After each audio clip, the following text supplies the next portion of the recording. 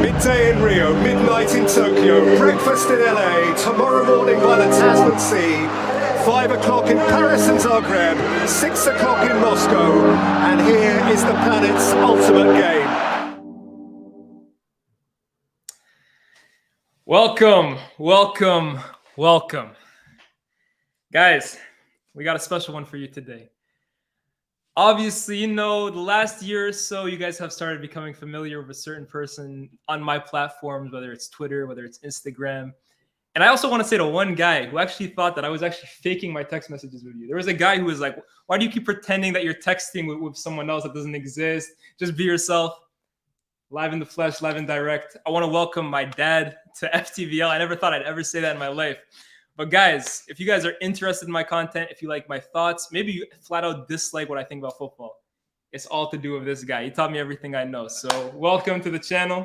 How you doing, Papa? Good to be here. Yeah. Are you excited? Don't be shy now, right? You're not like this. So excited. We will find out. Guys, of course, like the stream. Make sure you guys are doing all that good stuff. Keep sharing it with everyone. This is going to be a fun one. We got a lot to talk about, but there's only one place to start, in my opinion. Let's take you back, guys, to how this whole thing started. Let me see. Yeah. There you go. This was the first text message that you ever sent to me that I put on Twitter. And it went like this. Let me read it out for you guys. How can your generation claim that Messi is better than Diego Maradona? You texted this, by the way. You look. Hold on. What game was it? What game was it? This game was when Argentina lost their first game of the World Cup to Saudi Arabia. And I'll finish it. You said, how can your generation claim that Leo Messi is better than Diego Maradona? He goes MIA, missing in action, on the big occasions of Argentina. He can't push himself to a higher level. Now, since then, of course, Argentina went undefeated the rest of the tournament. He made up for it. As we all know, they ended up winning the World Cup. Mm-hmm. He basically fulfilled his legacy. He won that World Cup that everyone was holding against him.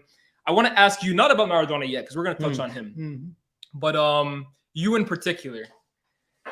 Have your opinions on Messi changed? Can he carry a team to the World Cup? Is he better than you thought? It hasn't changed in a way that I always thought that Messi is one of the greatest players that have ever played the game. Now, the problem is it always comes back.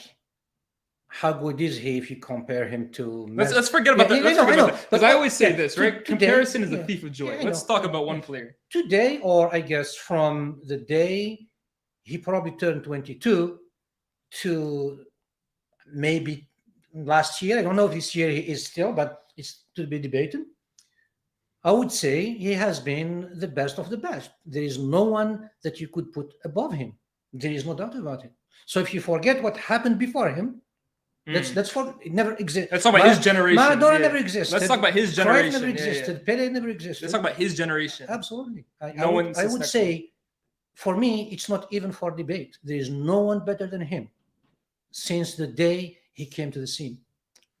Look, me personally, I agree with that. Some people would argue a certain other person who sat next to him the last 10, 15 years, but you seem to say that almost with like holding back, because I know for you, for example, there's a guy who's close to your heart. I mean, the guy that you really grew up with. And for Messi, what Messi is to me, this guy is to you, Diego Armando Maradona. If you have seen Maradona in 1986 carry Argentina throughout the tournament, what he did, I don't think Messi would have ever dreamed of doing. But in my opinion, hold on, you could argue he just did it. Not the same way. No, I don't think so. I really don't think so. I think Maradona is different in a way that he's just, it's him on the field and no one else. Maradona is a moment player. Yeah.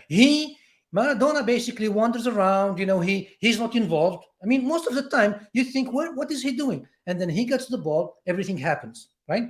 And that's what makes, in my opinion, Maradona different from Messi. Maradona is always, he gets kicked, he gets, harassed, and he just keeps going. And you would say, how does he do it?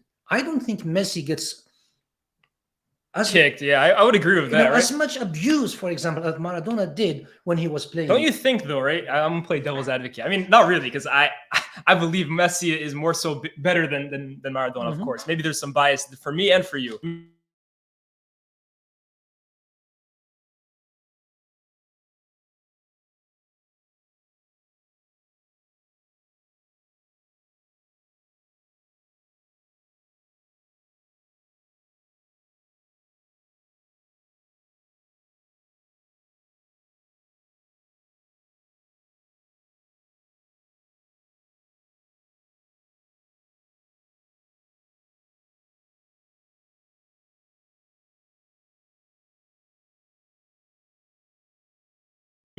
Keep going. So there is no way anyone would debate or would dispute how good Messi is, how he carries his country's team, and so on. I just think that there is a fundamental difference between the way he plays, the way he pushes his team forward compared to the way Maradona did it. So maybe it's a bias thing. Maybe because the way I grew up with the era of Maradona in the 80s, maybe that's puts me in a position where I'm a little bit biased. Yeah. Right. But Messi, for example, the best Messi I could remember is the Messi from Barcelona in the 2011. Yeah, I mean, when they destroyed United twice in a row, where it's really him, even though he had the others next. It was him dribbling, sometimes. Hold on, you look at this Argentina team, right, that he just won the World Cup with, for example. You look at 10 players. You look at the likes of Romero, Otamendi, De Paul, who else is there in midfield? McAllister. It's pretty similar to what you're describing. No, it's 10 players whose sole purpose is just defend and give the ball to Messi and create a miracle for us. Yeah. So in that sense, right, like I know it's going to be impossible, guys, at the end of the day, right? Generational bias, I think, is a thing for everyone. So everything you're saying about Maradona, I feel the same way about Messi, because I looked at a player this World Cup in particular, but all throughout his career, even his latter years at Barcelona, when Xavi wasn't there, when Iniesta wasn't there, it's the hopes of an entire team, and in Argentina's case, an entire nation, bestowed on the shoulders of a 5'7" man. Yeah. And more often than not, this guy comes up with the goods. I think Messi can go not involved in a game for, I would say, 10, 15 minutes, and the other team would have the ball, and then they have a good defense, they have a good goalie. And then when he comes to life, right, and suddenly he gets himself in position other players don't. Right, he can move in 2 or 3 moves, and the ball is in the net. Yeah. I think that's what his magic is. I mean, obviously, no one really today has the skills as he has. Yeah, because he can make things happen in a moment. That's why, for me, he's a moments player. Yeah, and he makes those moments count. Right. I hear it. I mean, look. Anyone who knows me or my dad, or if you don't.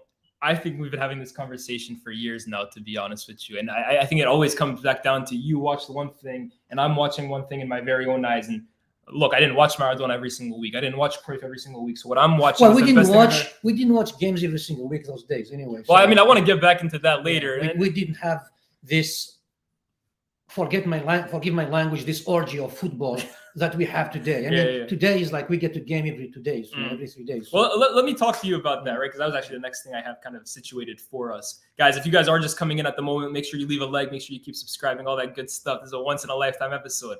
But talk to me a little bit about the way you grew up watching football. Because, I mean, if no one doesn't know, you grew up in a village in Algeria. You weren't watching on flat-screen TVs. You weren't watching consistently. No. How was it growing up, maybe not having the same exposure to football? You're not watching it every single week. You're not seeing every single minute of a player, good and bad. Yeah. Talk to me about your upbringing. The first exposures we had to football was through radio. Like it was broadcasting. We didn't have TVs. I mean, in fact, I think we had electricity in the village in 1967. Right? So the first TVs appeared probably in the early 70s. And before that, you would have one person, maybe because they had a father who was an immigrant in France or whatever, he would bring to them this TV that's probably the size of a laptop today, black and white, and they would put it in a room, or they would build a shack for it, and they would charge you 10 cents or those days, whatever it is, and probably once a month. And you would have to go walk maybe 5 miles to get to that village where they have the TV. And then I remember the first color TV appeared like in the late 70s or maybe early 80s, if I remember well. So we didn't really, our experience with football was through radio, but also we played it. I mean, we breathed it, we played it, we read the papers. And those days, when we talked about Cruyff or Pele or Maradona, we didn't know much about them. And today, kids probably know everything about any player. I mean, they know their lifestyle, they know where they live, they know how many kids they. I mean, for those days for us, it's like these players are myths, they're mythical figures. It's like when you talk about the Greek mythology, for us, that's the same thing. Maradona, Cruyff, Neskens, Gerd Müller or Beckenbauer or all those players, even a little bit later, it's just players we pictured like they lived in a different world. Yeah. But we saw them very rarely. I mean, the international football that we would watch, you would watch your country on your TV. Like if Algeria played, say, Ghana or Nigeria or Mali or whatever, you would see them on the local TV. Those days, beIN Sport and all these big broadcasters didn't own the word yet, right? The national broadcasters still had the rights to broadcast their own national teams. Today, for example, you go to Algeria, the national TV doesn't have the rights they have to go buy the rights from beIN Sport, because beIN Sport bought everything that has to do with Africa, Asia, and even Europe, right? So for us then, those days, what really we watched is the odd games they would watch. I mean, actually, take me back. What's the first game you can remember watching? Oh man, it's been so long. I'm old, man. So it's Damn. been so long. So I could tell you that the first World Cup game I ever watched in 1974, the World Cup final between Germany and Netherlands, Holland, 1974. I remember the Netherlands scoring first. I think it was Cruyff, if I remember well, it was a penalty, and then Germany equalizing, and then winning 2-1. That was black and white. That was like my first probably game on TV, black and white, maybe a screen that as big as a laptop. You're watching probably from 50 meters away, and that's the passion, right? But those days we would get, I would say, the European Cup games. Those days, these days, what's called the Champions Those days, I mean, you would have two cups: the competition that involves the winners of the cups of every nation, and then the champions of every nation. You didn't the Cup Winners' Cup. Yeah, you didn't have 4 from England, from Germany. You would have 1 from each country. Those days, for example, Anderlecht was a huge club. Dinamo Tbilisi, Dinamo Zagreb, Red Star. I mean, those Soviet. Stal Bucharest. Those are huge. And Algeria being in the bloc, aligned more with Russia and its cronies, we got probably most of the games that involved Dinamo Kiev, Dinamo Tbilisi, Dinamo Zagreb. They all had Dynamos, And I remember also we had the English game. We had the FA Cup. In fact, I remember vividly the games I watched those days with the big Liverpool teams. I remember the time of Keegan or even Souness and what's his name, the sir that became their coach, Dalglish, Hansen, all those players from United. I remember the first one I idolized was Brian Robson. We would watch just one game a year, but we knew even then what Manchester United was, for example, in those days. You would watch Spurs those days in the FA Cup finals. I remember, we didn't know really the players, but we would watch them and we know the value of it. And of course, things changed. And after that, you see almost like a game every week. And now you can see that we see a game, every 3 days. So, but that's the difference, right? Today, you can get football everywhere. You go, to a pub, you go to a cafe. Find a stream online. Even we went to Algeria together. You remember? You would go to a cafe and you would be watching Barcelona and Madrid. Half the population of a village in the middle of nowhere in Algeria in the mountains supports Barcelona. I told them the same thing when we were doing the El Clasico. I said, you go to a cafe, half the cafe supports Real, half the cafe supports Manchester United. No one knows. I am the only one there when United plays. I am the only one who's the fan of United. Let me ask you that, right? I was going to actually go on to that later on, but you grew up in the time, I feel, not grew up, but when you were starting to watch football more and more and becoming more into it, Liverpool were the team in England that were dominating. 70s. But Manchester United were, you had Brian Robson. And okay, I'm guessing that when they were on, most of your village probably wanted to watch Liverpool. How did you end up becoming a Manchester United fan? Because, guys, I'm a United fan, as you guys all know. I became a United fan because of him. But it was easy for me because I was just watching from you. What influenced you to become a Manchester United fan? I think being really a diehard fan where even my wife says, if you don't watch yourself, you will get a heart attack. I mean, every time United plays, even if they played Bournemouth, Yeah. right? I don't think United will win. So I'll go shaking until they score 3 goals and get 3-0. Yeah. Then I can relax. So when I really became a true United fan,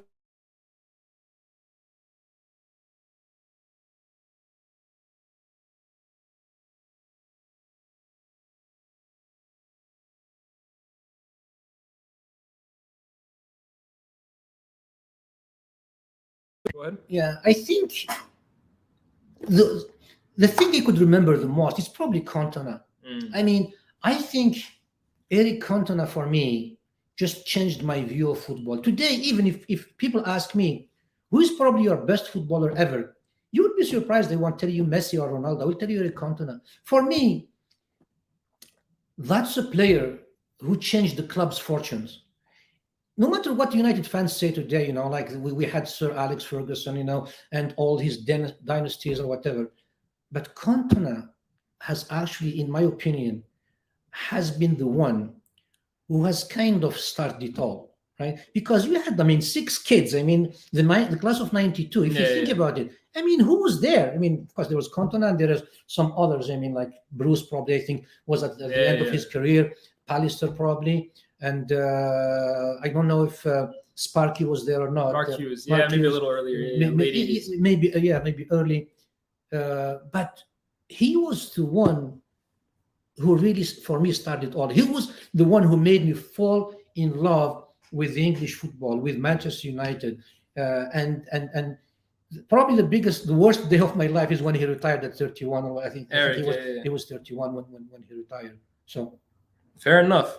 Interesting stuff. I actually didn't know that because I always. Cam, we might have him later in the show too, because I'll tell you what, the only person that's a bigger fan of my dad than me might be Cam, to be honest with you. But he always asked me, how did you get into United? And I always told him, obviously, you grew up in the time when Liverpool were the supreme team in England and even in Europe, to be honest with you. But because of Brian Robson. But I never supported them. I watched them. They dominated. I remember, Europe, England, they were Liverpool. Those days, that's only Liverpool. But he never supported them. I never fell in love with them. Fair enough. Hey, fair enough. Let's keep going. So obviously you talked about 1974 being the first World Cup that you watched. Of course, that was Germany that beat the Netherlands in that final. You would then go on to see Germany in another sense in 1982. Oh, yeah. When they would actually go, was the World Cup final they went to that year? Or was it they went 82 was Italy, Germany. I'll bring up 82 though, not to talk about Italy versus Germany, but another story that you always tell me, and I'd love for you to tell them as well, is what happened in the group stage of that World Cup, where growing up in Algeria, and you probably had the greatest Algerian team probably of all time, right? But some of the players that you remember and what it was like seeing the robbery that ended up happening, that team. Talk to me a little bit about that. So in Africa, 1974 was the first time I could remember, not 74, 1970 is the first time I could remember an African team going to the World Cup. It was Zaire, like today's Congo-Kinshasa. Yeah. They lost 9-0 against Yugoslavia or something. Those days, you had one African team, one Asian team.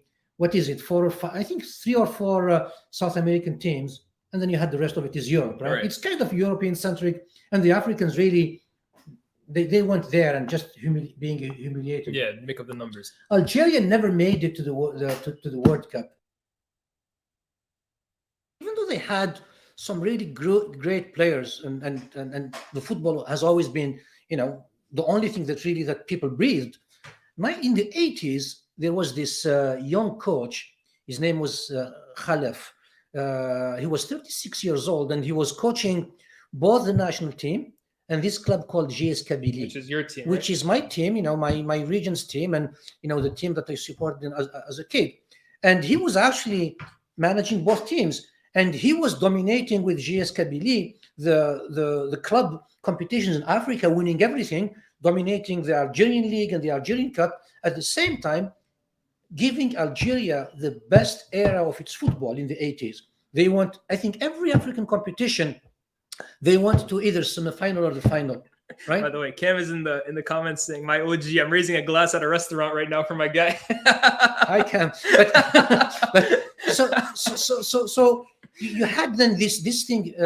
knew about the Algerian football. Mm. And this is the first time they start also tapping into the diaspora, which is the players born to Algerian immigrants in France. Yeah. And most of them those days played in the second division. We had this guy, his name is Jamal Zidane. Believe it or not, he was a Zidane. The OG Zidane. He was like long haired, and he played for Notts County Okay. in League Two, I believe, those days. Mm. And he was the national team. They had Mustafa Dalab, who played for PSG in those days. He was actually the best player probably ever for the Algerians who played. People today would know about him, but those days you would compare him to Zidane today. He was the captain of PSG, and he was probably one of the best ever Algerian players. So they were tapping to those players, bringing them to the national team, mostly from the second division. But there was a crop of local players like this guy called Belloumi, Majer, who won the Champions League with Porto with a back heel. Yeah, he scored in the final. It's a back heel. You had this guy called Assad, who played as a left wing. So first game, Germany. No one ever expected Algeria to go in and beat Germany. Guess what?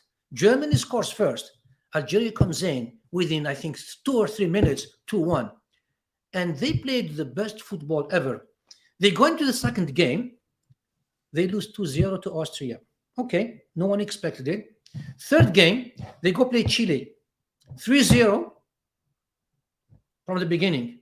And then 3-2. So now they concede 2. And this would have a huge impact because Germany and Austria qualified on goal differences. Yeah.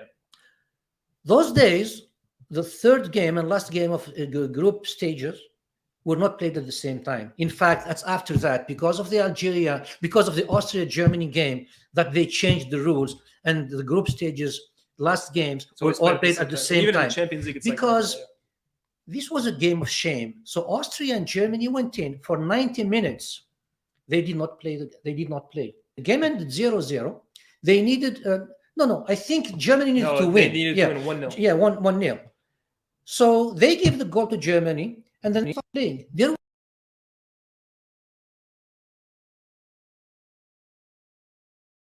we kicked out of the competition today because literally yeah, it's fine. It's fine. it was a disaster.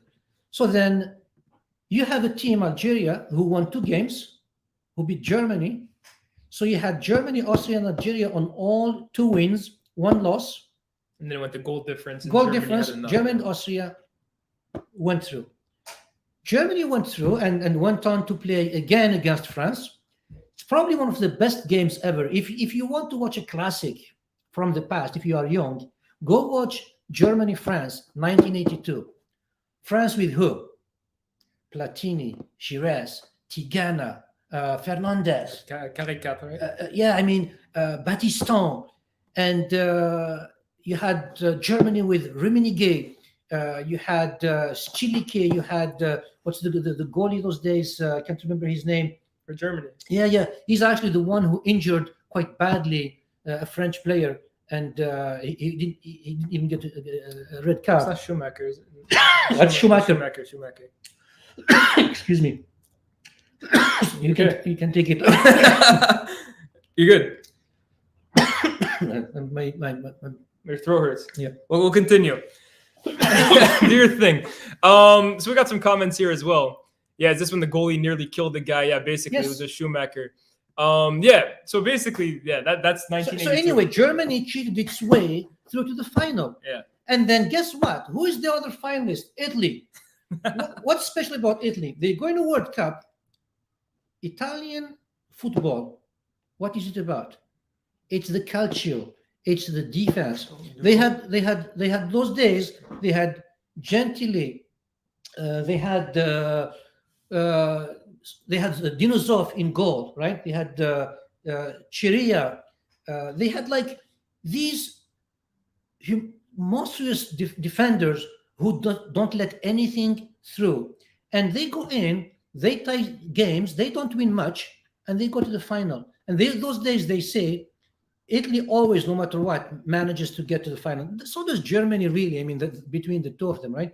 And they went on to win it, right? I'm glad they won it, not Germany. Yeah, of course, yeah. But in that competition, for example, France, for me, I mean, that generation of French football, if you guys thought that 98, like with Zidane and with all the rest of them, France had a good team, in the 80s, 1982, 1986, France should have won the World Cup at least once. Let's talk about that French team, right? Because I think that era anyways, right? I see a lot of people who are talking about Zico. This guy actually I mean, this at the same time, and I should say this. Let me continue. I just want to finish this. Brazil, right? Raf 22 says, Lias Senior, my dad says Platini was one of the best. What are your thoughts? And before you go, I want to say that you always tell me the three at that time that were the three best players in the world were Maradona, Zico, and Platini. Yes. So talk about all. I mean, Maradona. We talked a little. We know that's your favorite player, who you think is the greatest player of all time. But talk to me a little bit about both the French team and the Brazil team, because some people say those are two of the best teams that never won the World Cup. Period. Brazil probably even worse. I mean, when you think about it, Brazil, right? Brazil in the past, their biggest flaw was the goalkeeper. Like today, Brazil has the two best goalkeepers in the world, right? One plays in Man City, one plays for Liverpool. Honest, those days, Brazil would come into the World Cup with players like Falcao, Eder, with his left foot, like they would have Zico, they have Socrates, they called him the doctor. They would have, I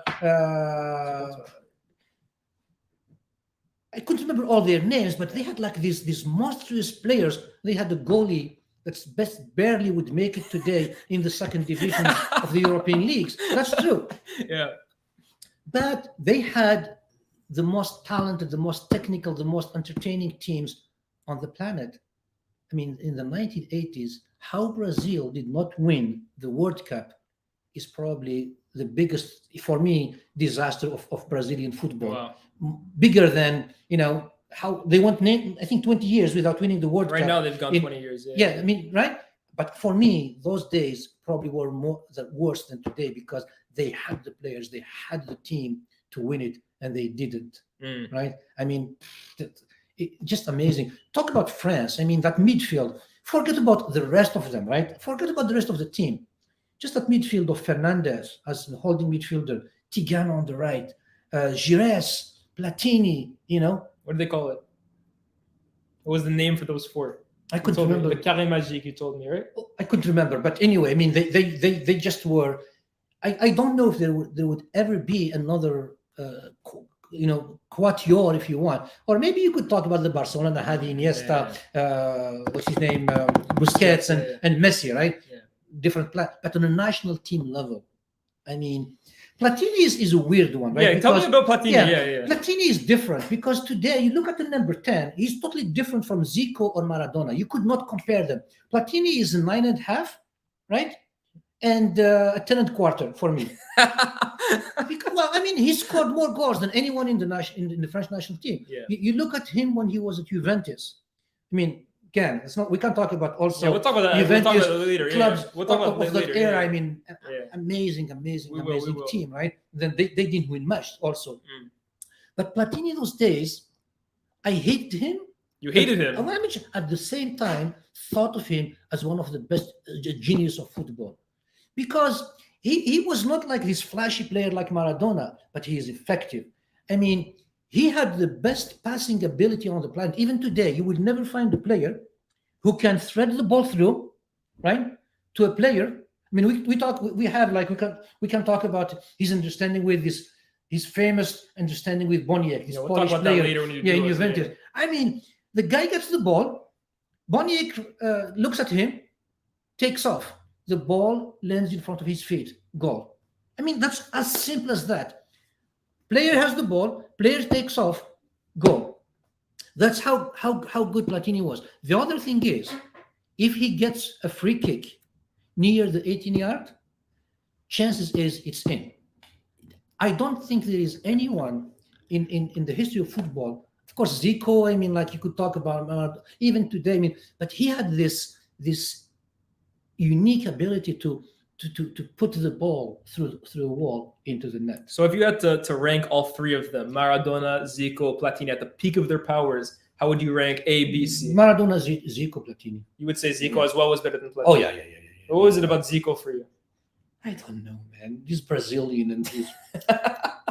Speaking of the mic, by the way. It's the technique, right? It's his ability to to dribble, to control the ball, to pass it. Also, he's good also with free kicks. I mean, he's just unique.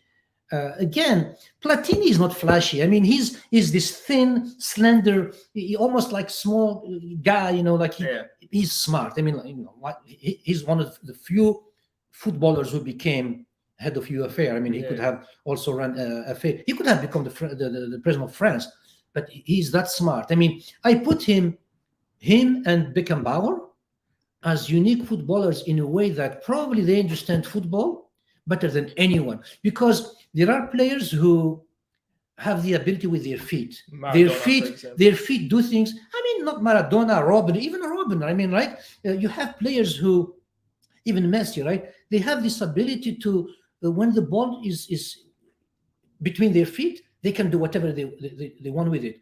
For me, Platini and Beckenbauer, it's their head. They play the game in their head. They know what happens before it happens. Yeah. Right? They did not have to be flashy. In fact, for me, they are simple footballers. Like if I look, for example, Beckenbauer, he's probably one of the best who has ever played football, right? But the way he played, the way he read the game, you can find it. You cannot find it even today. So that's the difference, right? Those for me are kind of the barons of football, like they are the masterminds of football. That's why both of them became actually extremely successful managers. They both went on. I mean, Beckenbauer won the World Cup with Germany, right? Platini won the Euros with France, right? I don't know if he won the Euros as a player. No, I think he won. Not as a player. I think he did. Just as a player. Just as a player. Manager, they didn't win under him. Manager in 2000. But he was very successful. Yeah, I think he took him to a final or something like that. Yeah, sure. We got a few super chats as well. TD says, Pops Lias dropping knowledge. He donated $5 to you. Congratulations. Norat here, quickly, by the way, because we won't spend too much time on these specific teams, but he says, Mr. Bouzidi, big fan. I need the truth. How good was the Soviet Union back then? My grandpa is still going on about it. How much of the... They were good. Yeah.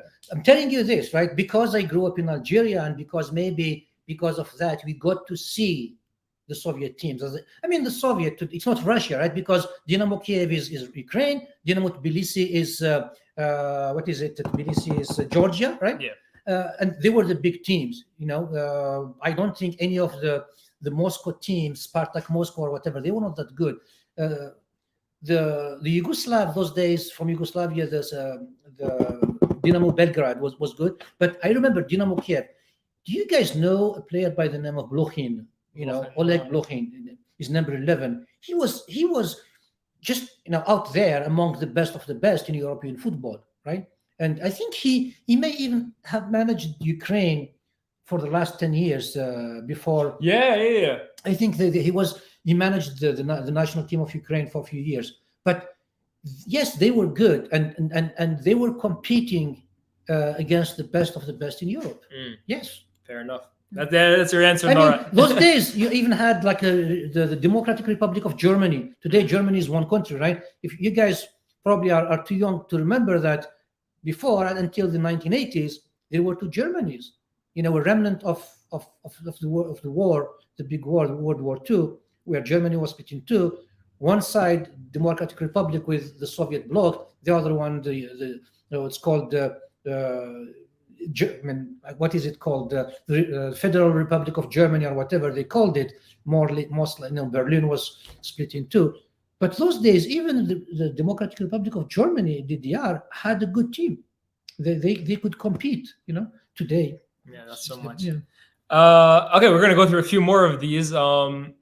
Exotic says OG's thoughts on. That's what they're calling you, by the way. OG. That's what the older heads.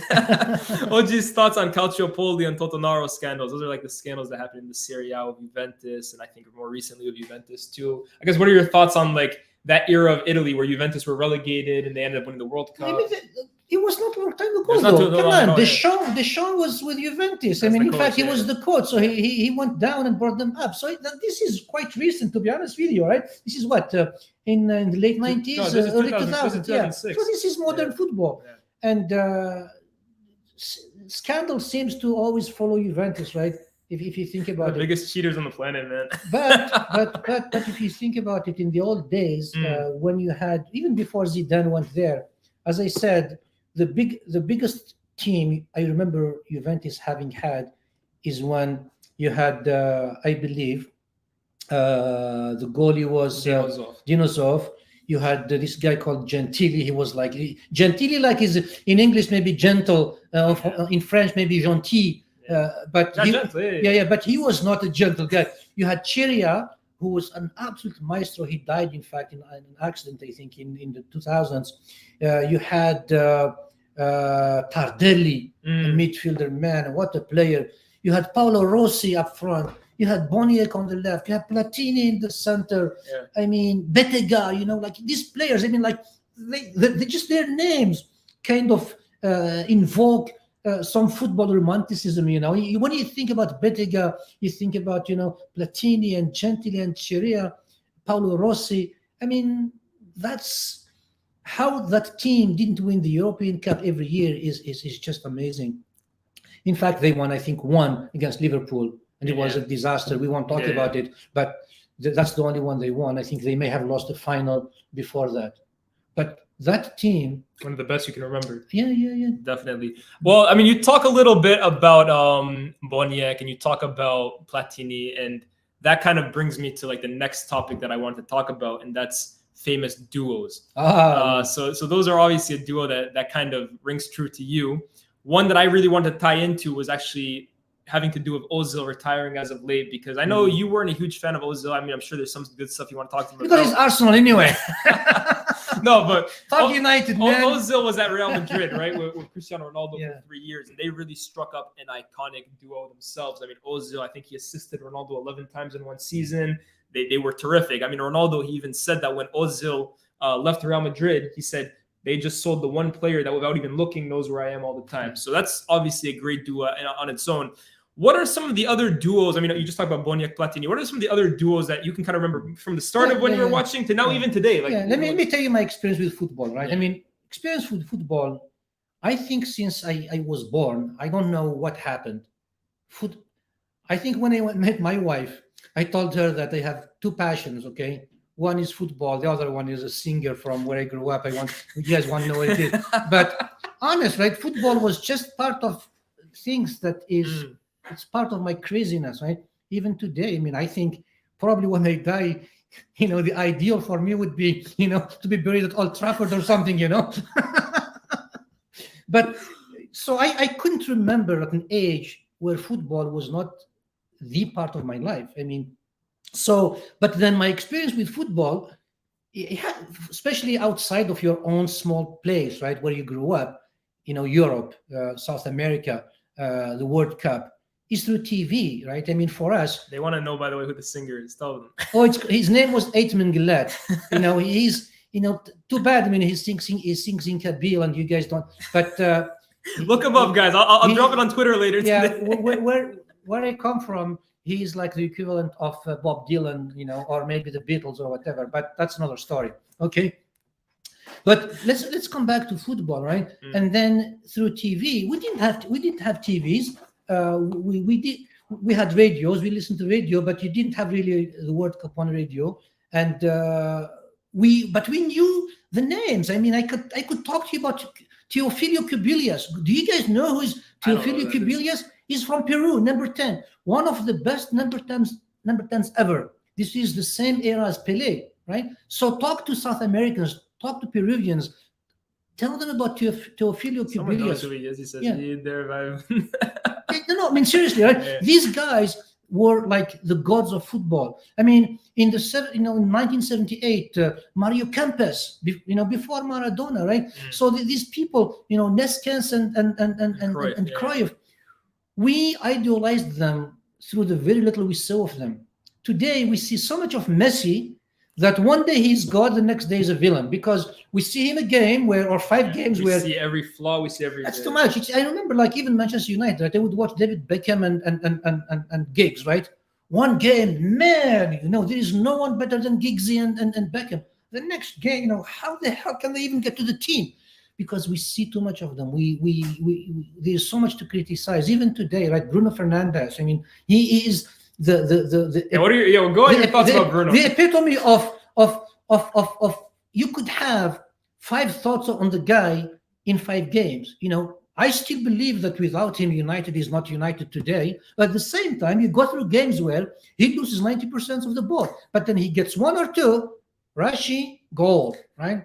If he wasn't there, who else will provide that? Even though he lost 80% of the passes he tried before. We'll talk about United later, though. But stick, anyway, stick on the topic of duos. Let's yeah. specific. So anyway, football then is really so much of it now, very little of it before, but the passion is the same. So duos, the first duos I could think about is going back. In the 70s, Cruyff and Neskens. In what would they say? In the 80s. Who would that be? Boniek and Platini at the club level. At the national team level, guys, Maradona and Caniggia. If you guys have ever watched glimpses, matches of the 1986 World Cup in Mexico, where Maradona dominated, Caniggia was actually, I think, the best scorer. So they developed this understanding, and I think they were good friends, where Maradona would just basically get the ball, dribble 5 players or whatever, Caniggia takes off, goal, right? Those are partnerships that, out of this world. Again, as I said, Platini and Boniek, and you come in, maybe I could think maybe in the Premier League, because we watched so much of it for a long time, Rio and Vidic, Gerrard and Suarez, right? What's his name? Thierry Henry, and Bergkamp, for example. You have Keown and Adams at Arsenal. You have Terry and Rio and Vidic as well. Rio and Vidic, I said that. Terry and Chelsea, Drogba and Lampard. Yeah. So you have all those things, but Manchester United, the two forwards there, York and Cole. Yeah. Out of this world. The understanding is out of this world. They just got it. They just knew how to play with each other, and they didn't have to talk. They didn't have to get along maybe outside of football. Yeah. But once they're on the pitch, once one has the ball, the other one knows where to go. So there's a few, right? Oh yeah. You talk about Ribery and Robin as well. I don't know if you brought them up in terms of more so European duos, but you got one on the right. There are a lot. I think the one we haven't even spoke about. Ozil, for example, he had a good relationship and a good duo with Ronaldo. That's the one at Real Madrid. Yeah, they were excellent. Even at Arsenal with Alexis, Alexis Sanchez. Those two had a good relationship. When he was at Arsenal, absolutely, Ozil and Sanchez. So you have a lot of for me, the one that we haven't even brought up yet, which I think is probably the best duo that I've ever watched, is Xavi and Iniesta. When you talk about synonymous, you can't say one about the other. You can't say Xavi about Iniesta. No. You can't say Iniesta about Xavi. It's like what do you say? Peanut butter and jelly. And what's the other thing is that goes together in food? What's that thing in Forrest Gump? Two things that's really cool. No, I understand. 2 peas in a pot or whatever. Yeah, whatever. Yeah, peas and mashed potatoes or whatever. Yeah. But seriously, those two, right? Talk about geniuses. They are geniuses. Absolutely. We're gonna go through a few more super chats that are just a little bit off topic, but we gotta honor you guys. Thank you as well for anyone sending in money. Give me your all-time United 11. So this is his 11. He wants to share it with you. His is Peter Schmeichel, Dennis Irwin. I'll read it for you. Yep, Stem, Rio Ferdinand, Paul McGrath, and then midfield Robson, Scholes, Bobby Charlton. I think I said Paul McGrath. Maybe it's not him. Anyways, Brian Robson, Scholes, Bobby Charlton, and then his forwards are George Best, Cantona, Ronaldo. Did Ray Wilkins play for United or just for Chelsea? Chelsea. I just remember him when I was growing up. Maybe he did. He was one of so United, right? In goal, I think for me, you cannot go beyond Peter Schmeichel. Not there. No. Maybe Peter Schmeichel and Van der Sar, but I just wanted to hear your thoughts. No, don't start me. No. You know what you think about the No. He's good, but not good enough. Okay, so you got Peter Schmeichel, right? So at right back, I think love it or hate it, Gary Neville, man, he is the man at right back. Do you think he's become a bit underrated these days? He is underrated. Come on. He was there for what? 15 years, 16 years. Yeah. No one ever took his spot. He didn't steal his spot at United. He deserved it. He's not flashy, but he's effective. I mean, him and Beckham on the right. Come on. Yeah. So for me, anyway. Right back. Yeah. You got at center back. I've got the Dennis Irwin at left back. Okay, Dennis Irwin at left back. Yeah. I think at center. Yeah, but you Rio, Vidic, Stem, Pallister, Bruce. Yeah. So I would say Stam didn't last at United. Stam was good, but he was short. Yeah. I think he could have become a legend, but because of what he did, because Sir Alex got rid of him, I think he didn't stay long enough for me to rate him as high as Vidic and Rio. So for me, Vidic and Rio is just. Yeah, fair. Even though I remembered Pallister and Bruce, right? But Bruce, I mean, he's just a rock. I mean, you cannot take Bruce over Ferdinand, man. Rio, man, and like Rio could have played, center forward. He could play number 10. I mean, he's that good with the ball at his feet, right? And then Vidic, man, tell me any player who was willing to risk his life to win a ball. I don't know anyone. I don't know any player in not because I'm a United fan, right? I don't know any defender who is as fearless as Vidic. He has no fear. So for me, those four. Okay, and then in midfield, you play 4-3-3 or 4-4-2? 4-3-3. Okay, so we were three midfielders. Let me see. Yeah, because I always like even today. If I had my wish, United would play with one holding midfielder. No, it will not. So who's your? I would rather have, for example, Casemiro than have McFred or whatever. Whatever. So who holds for you then? Is it Roy Keane? Oh yeah, I mean Roy Keane. I mean, come on. I mean Roy Keane. I mean, just make sure I don't leave out. Cantona. I know. Cantona, I will put him anywhere. Like he has to be there, right? Okay. Is he a right wing because he's number 7? Is he a number 10? Is he a center forward? But I will find a spot for him, right? Okay. So you got so Roy Keane, right? And then Scholes, man. Yeah, you have to include Scholes because the guy is just, maybe he's underrated. To be honest with you, because especially in England, there was what happened. Keep going. You're still talking. Because maybe Gerrard and Lampard those days were preferred to him. But man, you ask anyone, you ask maybe Pep, you ask maybe Javi and Iniesta, who is the best English midfielder of all time? They will tell you it's not Gerrard, it's not Lampard, it's Scholes for you. Scholes. Okay, it has to be. So and then you have next to him, Brian Robson, maybe. Yeah, Brian Robson. Man. I know you too well. You can't. Those players. I mean, Captain Marvel. You can't leave them out. So you have Keane, Scholes.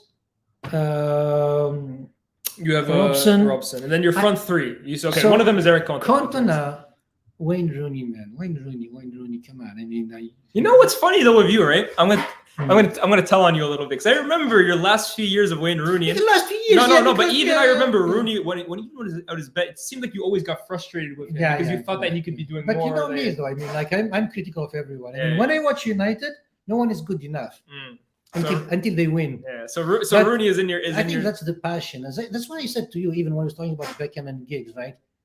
I mean, no one can say, Giggs and Beckham, come on, they're legends. Yeah. But I remember, like when I watched them and United was not doing well, and how can they? But anyway. So you got Rooney, you got Cantona, and you have one more. Probably. Because I had Beckham, so where would they put? Because I'm not having them like in their positions, right? So if I had Kane as a holding, I would have Scholes maybe on the left of midfield. I would have probably Beckham, maybe no. Maybe Beckham on the right wing, and then where would they have Robson? Robson probably as right midfielder. If you play 4-3-3, you have two 8s and 1 6. So I would have Keane, Scholes, and Robson. Then you'd have Beckham, Cantona, and Rooney. Fair. Say it again: Beckham, Cantona, and Rooney. Yeah, Cantona for me. Honest, okay. I don't care what anyone says, okay. He is the best of the best. He is the reason why United even today is where it is. That's my opinion. I stick by it. I'm sure the chat is wondering. Someone said Van Nistelrooy, honorable mention. Well, I mean, of course. I mean, come on. You have Van Nistelrooy, you have, Cole, and you have so many players. Ronaldo. I was going to say that was the one that you haven't brought up, and I know Ronaldo Yeah, recently yeah, burned some bridges no, with you, but no, Ronaldo at his peak. I mean, yeah, Ronaldo for me, I ceased. I fell out of love with him. That's it. Honestly, because I remember you used to tell me. Someone asked earlier in the chat, should, who did you play like, or what position did you play? You always used to tell me I always look at Ronaldo for my game. yeah, he should never have come back to United. Yeah, for me, he ruined it for me. That's it. Yeah, I mean, forget it was that interview or whatever. He just did not want to understand that football, like in anything in life, there is an expiration date, and he wanted to go beyond it, and then he blames everyone by himself. So for me, you fell out of love. That's it. No. Fair enough. That's a good front three. And Invasion Alert, thank you for the super chat. Let's see what else we have on the agenda. Okay, yeah. So I mean, let's talk a little bit more about Manchester United. Let's talk more about the season in general, right? Because as we've already gone through, you are a Manchester United fan. You always text me during the games, guys. If you think the messages I put on Twitter are a lot, I never leave him alone. He texts me all the time. He never responds though. He's always busy. Don't do that. No. So I want to know your thoughts, because you're always telling me, if I was on final whistle of you and Cam, I would be writing out the players. I'd be saying this and this. Give me your thoughts, on Erik ten Hag, on how the season has gone. What did you expect? Yeah. Good is not good enough. I grew up. I think my generation, we were spoiled by 26 years of complete domination, right, by United. I mean, of course, it's impossible to win the league every year. And United didn't win enough Champions League, to be honest with you. That's not enough for the domination for the club that United was from 1992, right, to 2011, I think. I mean, maybe I would say 2010, because 11 you still had, the players that should never have been there. I mean, we still had what's his name? Chicharito, the Park Ji-sung, the Fletcher, and the Irish guy John O'Shea. I mean, come on. I mean, we had the center back there. Wes Brown. I mean, come on. But those were parts of Fergie's greatest teams. Anyway, so for me, that was the beginning of the end for United, to be honest with you. Yeah. So I would stop at probably 2010. So for so long, United is kind of the definition of dominance, success, excellence, right? Everything worked. I mean, you go to a game, you knew that you will win, and then if you lose, it's a surprise. And then we go through that 10 years of disastrous. We have all year. We end up with Ragnick. I mean, come on. I mean, who in their sane mind, went and got that guy and even kept him? I would have fired him within the first 5 games. He just, seriously, it's a disaster. How did we end up that last season? And then Ten Hag comes in. Yeah. I remember, the first 2 games, I thought, who the hell thought this guy is good for United? He couldn't talk. I couldn't understand what he says. He couldn't articulate. I was saying to you, how do the players understand him? But then, man, they lost those first 2 games, right? And then you saw something's happening. Things just start to tick. It's not.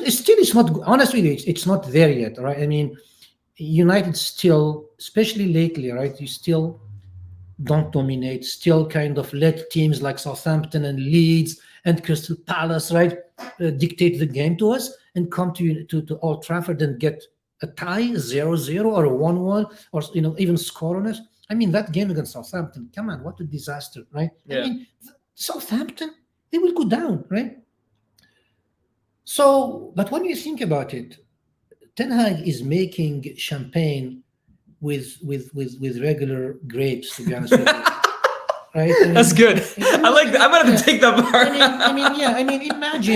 Imagine if we didn't get Casemiro, Eriksen, and Licha, right? Varane was there before. Varane, Bruno was there he's before. good, but I think he's not really the reason United is sticking today. I think Casemiro, when he's there, even though lately he started kind of having some days But off. that's also why they've been so bad, maybe because he's kind of declined. I mean, since Roy Keane retired, United's biggest problem is midfield. How none of the previous managers from Van Gaal, right? Van Gaal, who did he go get from midfield? Schweinsteiger, the pig, seriously, right?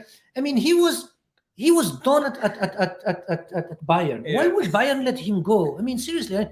He was preferred watching his girlfriend at that time.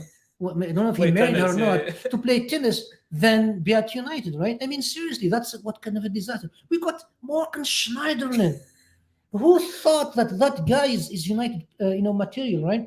Who else did we get those days? We get that DM, you mean? Huh? We bought Matic, who was kind of basically finished at the time. Yeah. And McTominay and Fred. Fellaini. So I mean, Mourinho to stick it to Pogba and to the rest of United fans, he decided one day in the end of season ceremonies to come up and say, I have a special award that you guys never had. It will be for the manager's preferred player, whatever he called it, best player. He selected McTominay. I play better than McTominay. Honest, I'm not a midfielder. I mean, when I played as a center forward. I can pass the ball better than McTominay. I can lift my head and watch and do. I mean, seriously, right? Anyone who thinks that McTominay has a future with United is delusional, right? Him and McFred, man. I mean, how did they find them, right? I mean, Fred, for example, he would have one game, would think, wow. I mean, and then he got 10 games or 5 or 10 games, like completely, Dr. Jekyll and Mr. Hyde. Yeah. I mean, seriously. So yes, it shows you with Casemiro that when you have good midfielders, that's the spine of the team, right? And then you had Eriksen, despite his lacking defense. He's not good at kind of. So he's not a holding midfielder, even though he kind of plays him a little bit. But his vision, his passing ability, the way he sees the game, that's what football should be. Yeah, you have to have the footballing skills. Like, Antony, definitely. Now talk to me about Antony, right? Because people think I'm an Antony hater, right? People think that I dislike Antony, but... Okay, you're looking at Antony hater. You're an Antony hater, that's it. I don't rate him. I don't think he will ever be good, because football is about simplicity. You have to simplify. Roy Keane didn't have half the skills Antony has. Yeah. But, Antony cannot, clean Roy Keane's boots. Because you simplify the game. You make the pass when you need to make it. You hold the ball when you need to hold it. You run when you. Antony is a one-trick pony. A winger must be able to pass around to get past his defender. He can't. He's on the right. The only way he can play is with his left, right? So that is taken away from him. So he never really manages to come around, right? And then when he gets the ball, he comes in. Right, the only way he can make something of significance if he gets to the point around the 18 where he can kind of swerve the ball and put it in the corner. But that doesn't happen too often. I mean, 4 or 5 goals? That's not enough. But it's his decision making. So twice in the last few games where he was like one-on-one, instead of like there were 5 or 4 United players, not offside with open goal. Pass it simple. Any one of them, it's gone. He goes and tries to chip it, and the only foot he has is his left foot. For me, a footballer at that level, has to be able to play with both feet. He has to. You have a strong foot, that's okay, but the other foot has to be able to do something, and he can't. Right. So for me, he's not good enough.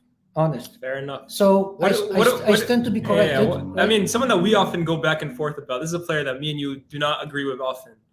I think for me, I say he's the most contrasting, polarizing footballer in world football. Because I think some people, Bruno. I mean, this person just says, Senor Rizzo says, talk about Bruno. Yeah, Bruno. Yeah. You know what? No matter what I think about Bruno, he is the best United player. No matter what. Over Casemiro. Yeah. I know, but he's better than Casemiro. Yes, you're going too far, I am the one who tells you that Bruno, for me, sometimes, like, I won't say I hate him, but he's frustrating. He makes you want to rip your hair out. He's frustrating because every ball for him has to be a Hollywood ball. Yeah. He doesn't know that sometimes a simple pass, a simple 5-meter pass, is better than a 50-yard long ball to Rashford. Right? He tries those. Yeah, he gets it right sometimes, but I think for some reason, if it weren't for him, I don't think United would be what it is. Yes, Casemiro is kind of has brought stability and really a different dimension to the United midfield. But I think you need a Bruno up front because goals win you games. You can dominate. You can have 90% of the ball. City sometimes does that and lose. Who cares, right? No one remembers that. People remember who won, right? So for me, Bruno makes the goals, makes things happen, and I think without him, Rashford would not be half as good as he is today. Honest with you, I don't think Rashford would have scored half the goals he scored without Bruno. I stand again. Fair enough. People are saying this is your first L. People aren't agreeing with this one, to be honest. There's okay. Some people who agree, but some people are saying this is your first L. I know. Even I was telling you that, right? I have an opinion, for example, Rashford, that I know that most of United fans, because United fans, especially in England, have this fixation with the academy players. The players who came through the ranks, and I respect that. That's great, but sometimes, what? So what? I think Rashford is a good player, but sometimes he needs to do more than he does, because he's not good for. You compare him to Saka, for example. Saka gets the ball, it's glued to his feet, right? He moves with it. He's always in control of the ball, right? He's always in control. Rashford, he tries. If it comes through, he's through, but otherwise, most of the time, he loses the ball. He doesn't have that good control of the ball. So Rashford's strongest skill, biggest acumen, is basically give him the ball in front of him, a through ball. That's why he thrives on through balls from Bruno. And find him through the defenses, and he will take it, and he will score. And also, he has really good shots and everything. But he is not that good at getting in front of a defender who is just 2 feet in front of him and getting around him. He needs space, right? He needs to be much farther than that, right? So, and he, in my opinion, he needs to get more control of the ball when he has it and lose it so easily, right? Sometimes he tries things, then the ball runs away from him, okay? But that's what it is. I mean, you cannot argue with a player who is close to scoring 50 goals it's in a true, season, right? Yeah, right? Like you were saying, goals win games. Yeah, So, I mean, yeah.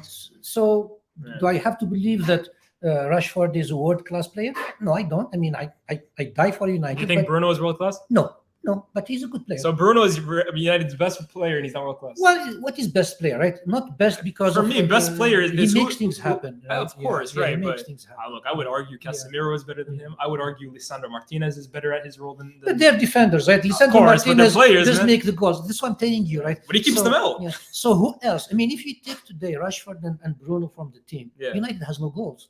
If you take Rashford, no one finishes them. If you take Bruno, no one provides them. This is what I'm telling you, like the likes of Sancho, the likes of Antony, right? What about the likes of Weghorst?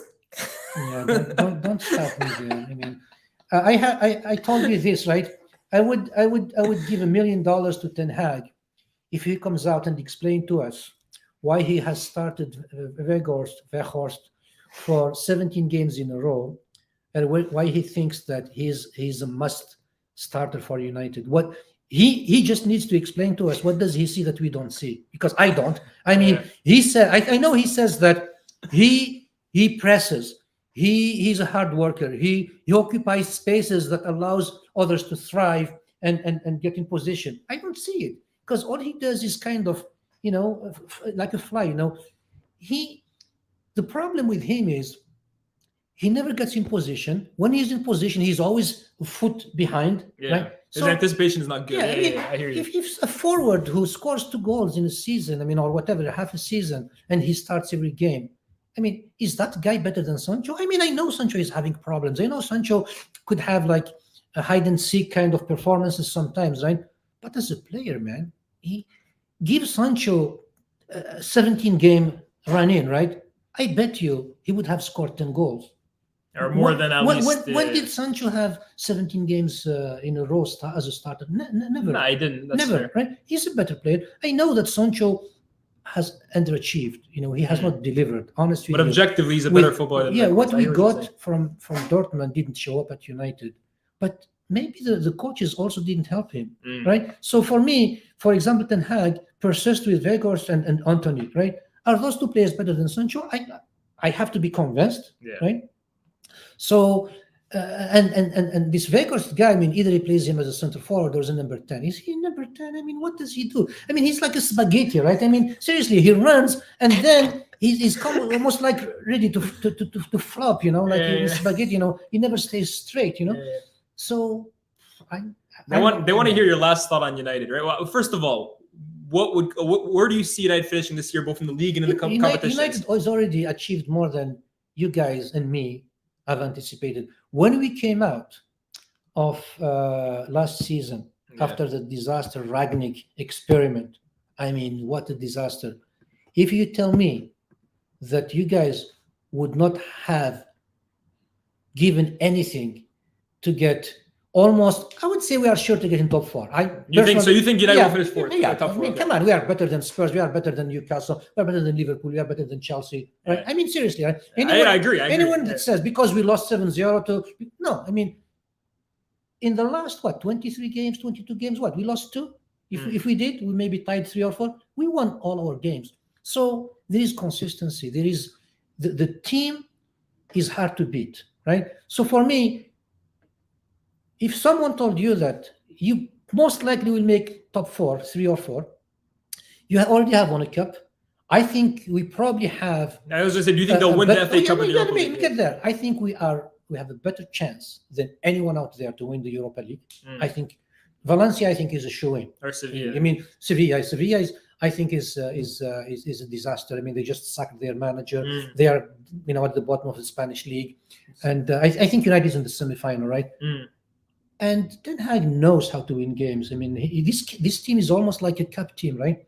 So I have no doubt that United has, in terms of probabilities, if you were to bet, if you were a betting man, you would bet on United more than Roma or Juventus or Lisbon or the team from Holland. What's the one? Feyenoord. Yeah, Feyenoord to win it. In the FA Cup, to be honest with you, City is tough, huh?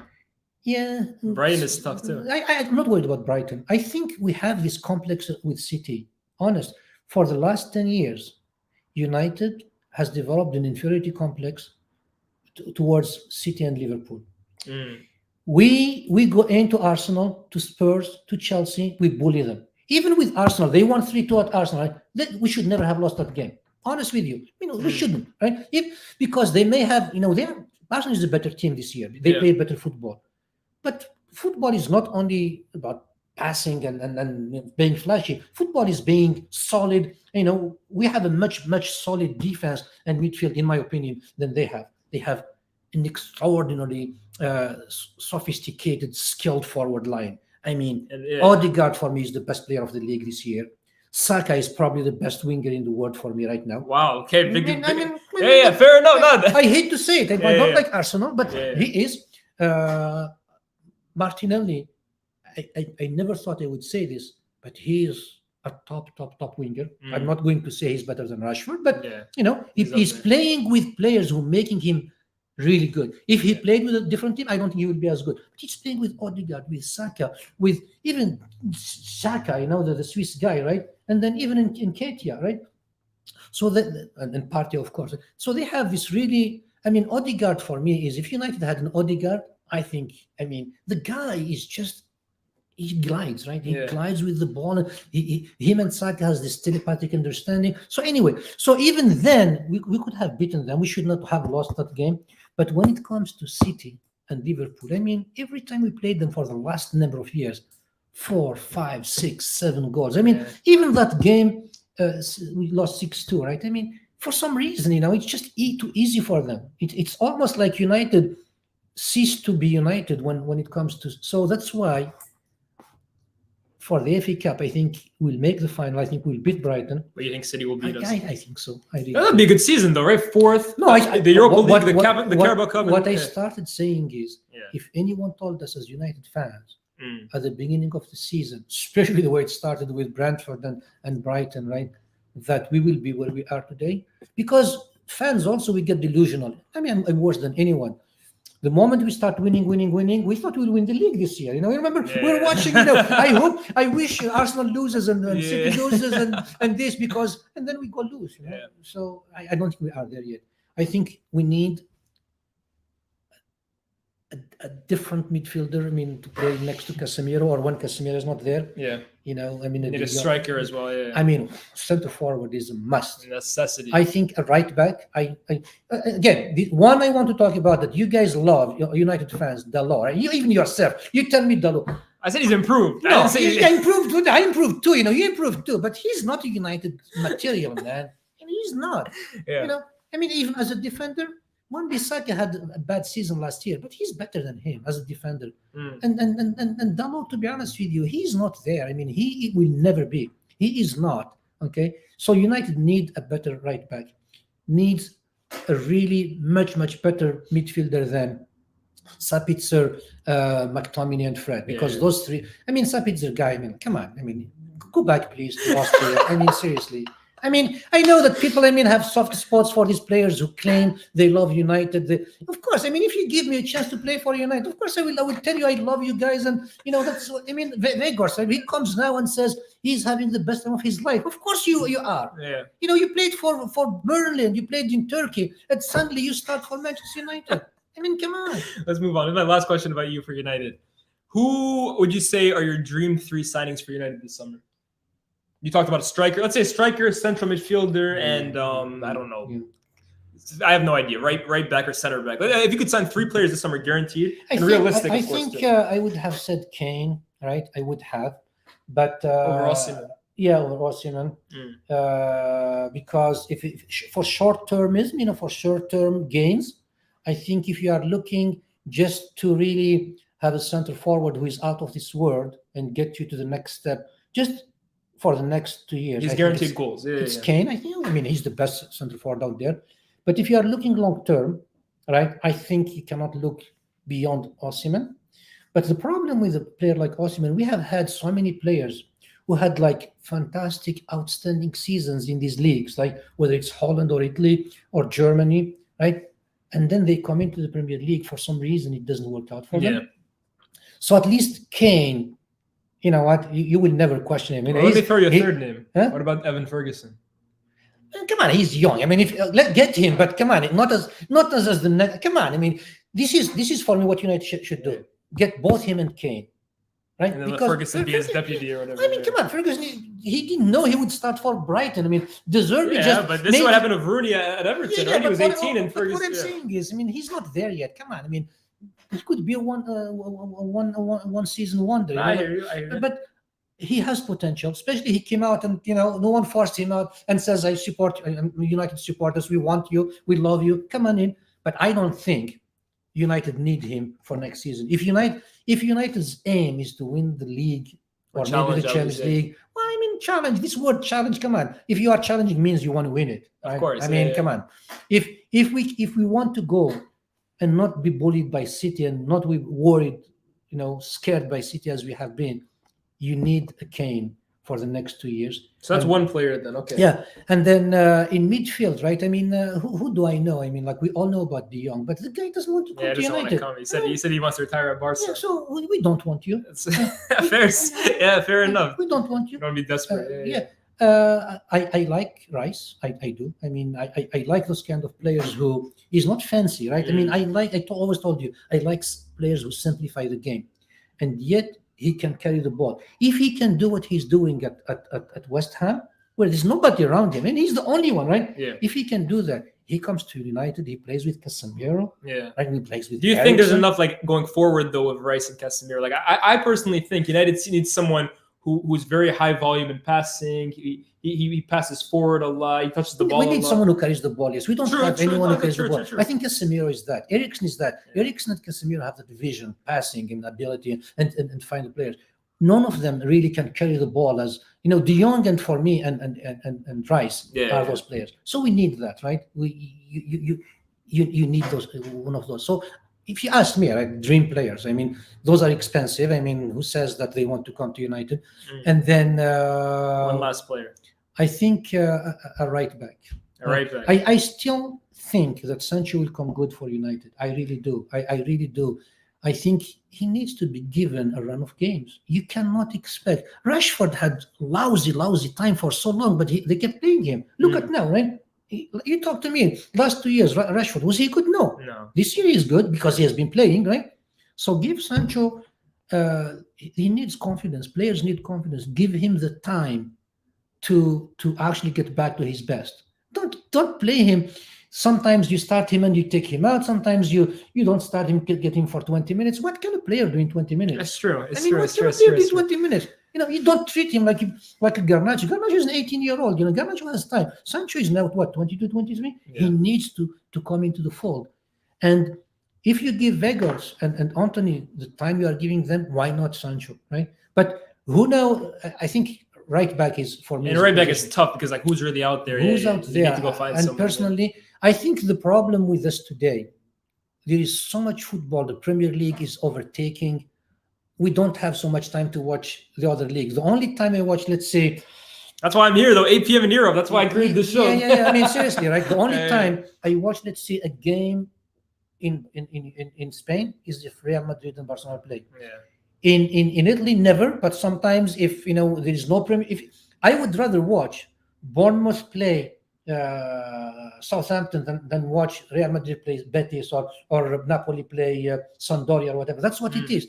We had been conditioned to be, because we follow the league, we have invested interest in it. I want to know who's going to go down, who's going to go up. I want to know that Newcastle, Spurs, and Chelsea and Liverpool are going to lose because I want United to win. So I mean that's what it is. Right? So that's true. It's the harsh reality of the situation. So we have been overtaken by the Premier League. Then I know all the players in the Premier League these days. Who do we know in Italy? We know the players who play for Napoli, right? I mean, what's his name? The 77. Kvaratskhelia. I mean, you tell me a dream player, right? You'd love to have Kvaratskhelia United.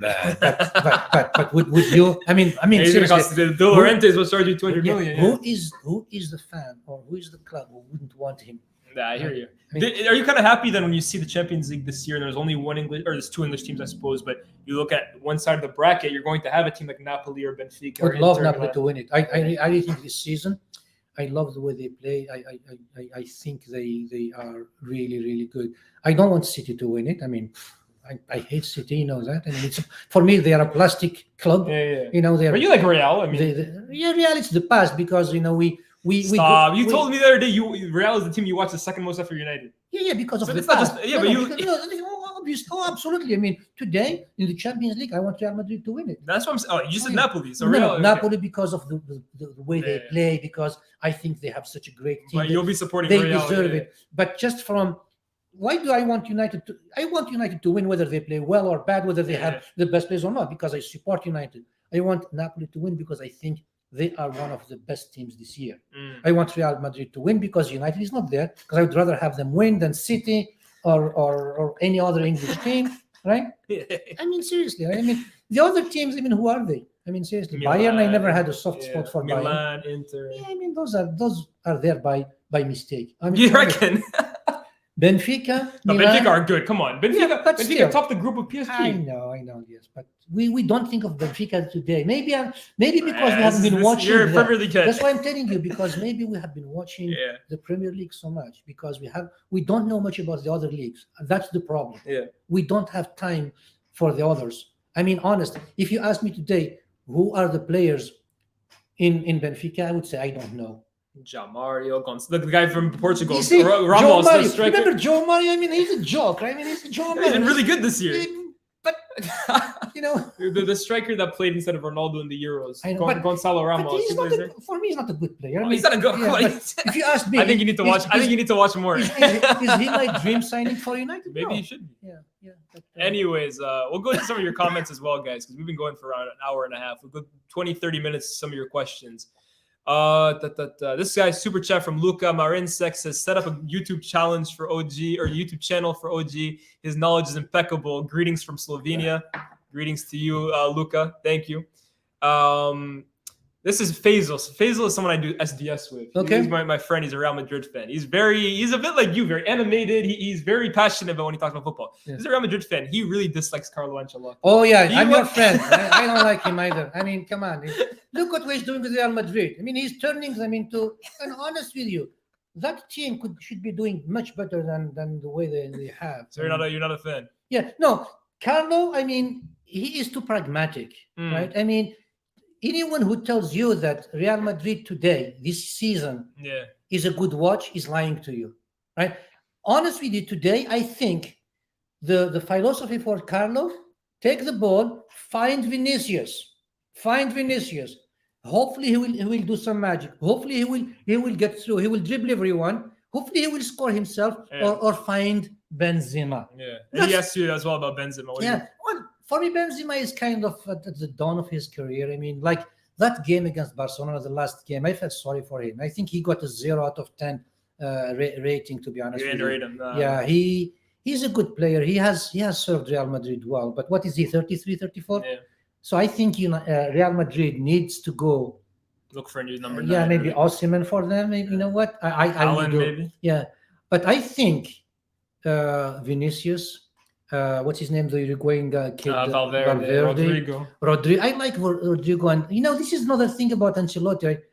Why doesn't he play Rodrigo? Rodrigo is such a talented kid. I mean, he's almost like Vinicius, right? I mean, the two of them. But then you look at the midfield, right? As good as what's his name, Modric and Kroos, right? Tony Kroos have been. They are past it, especially.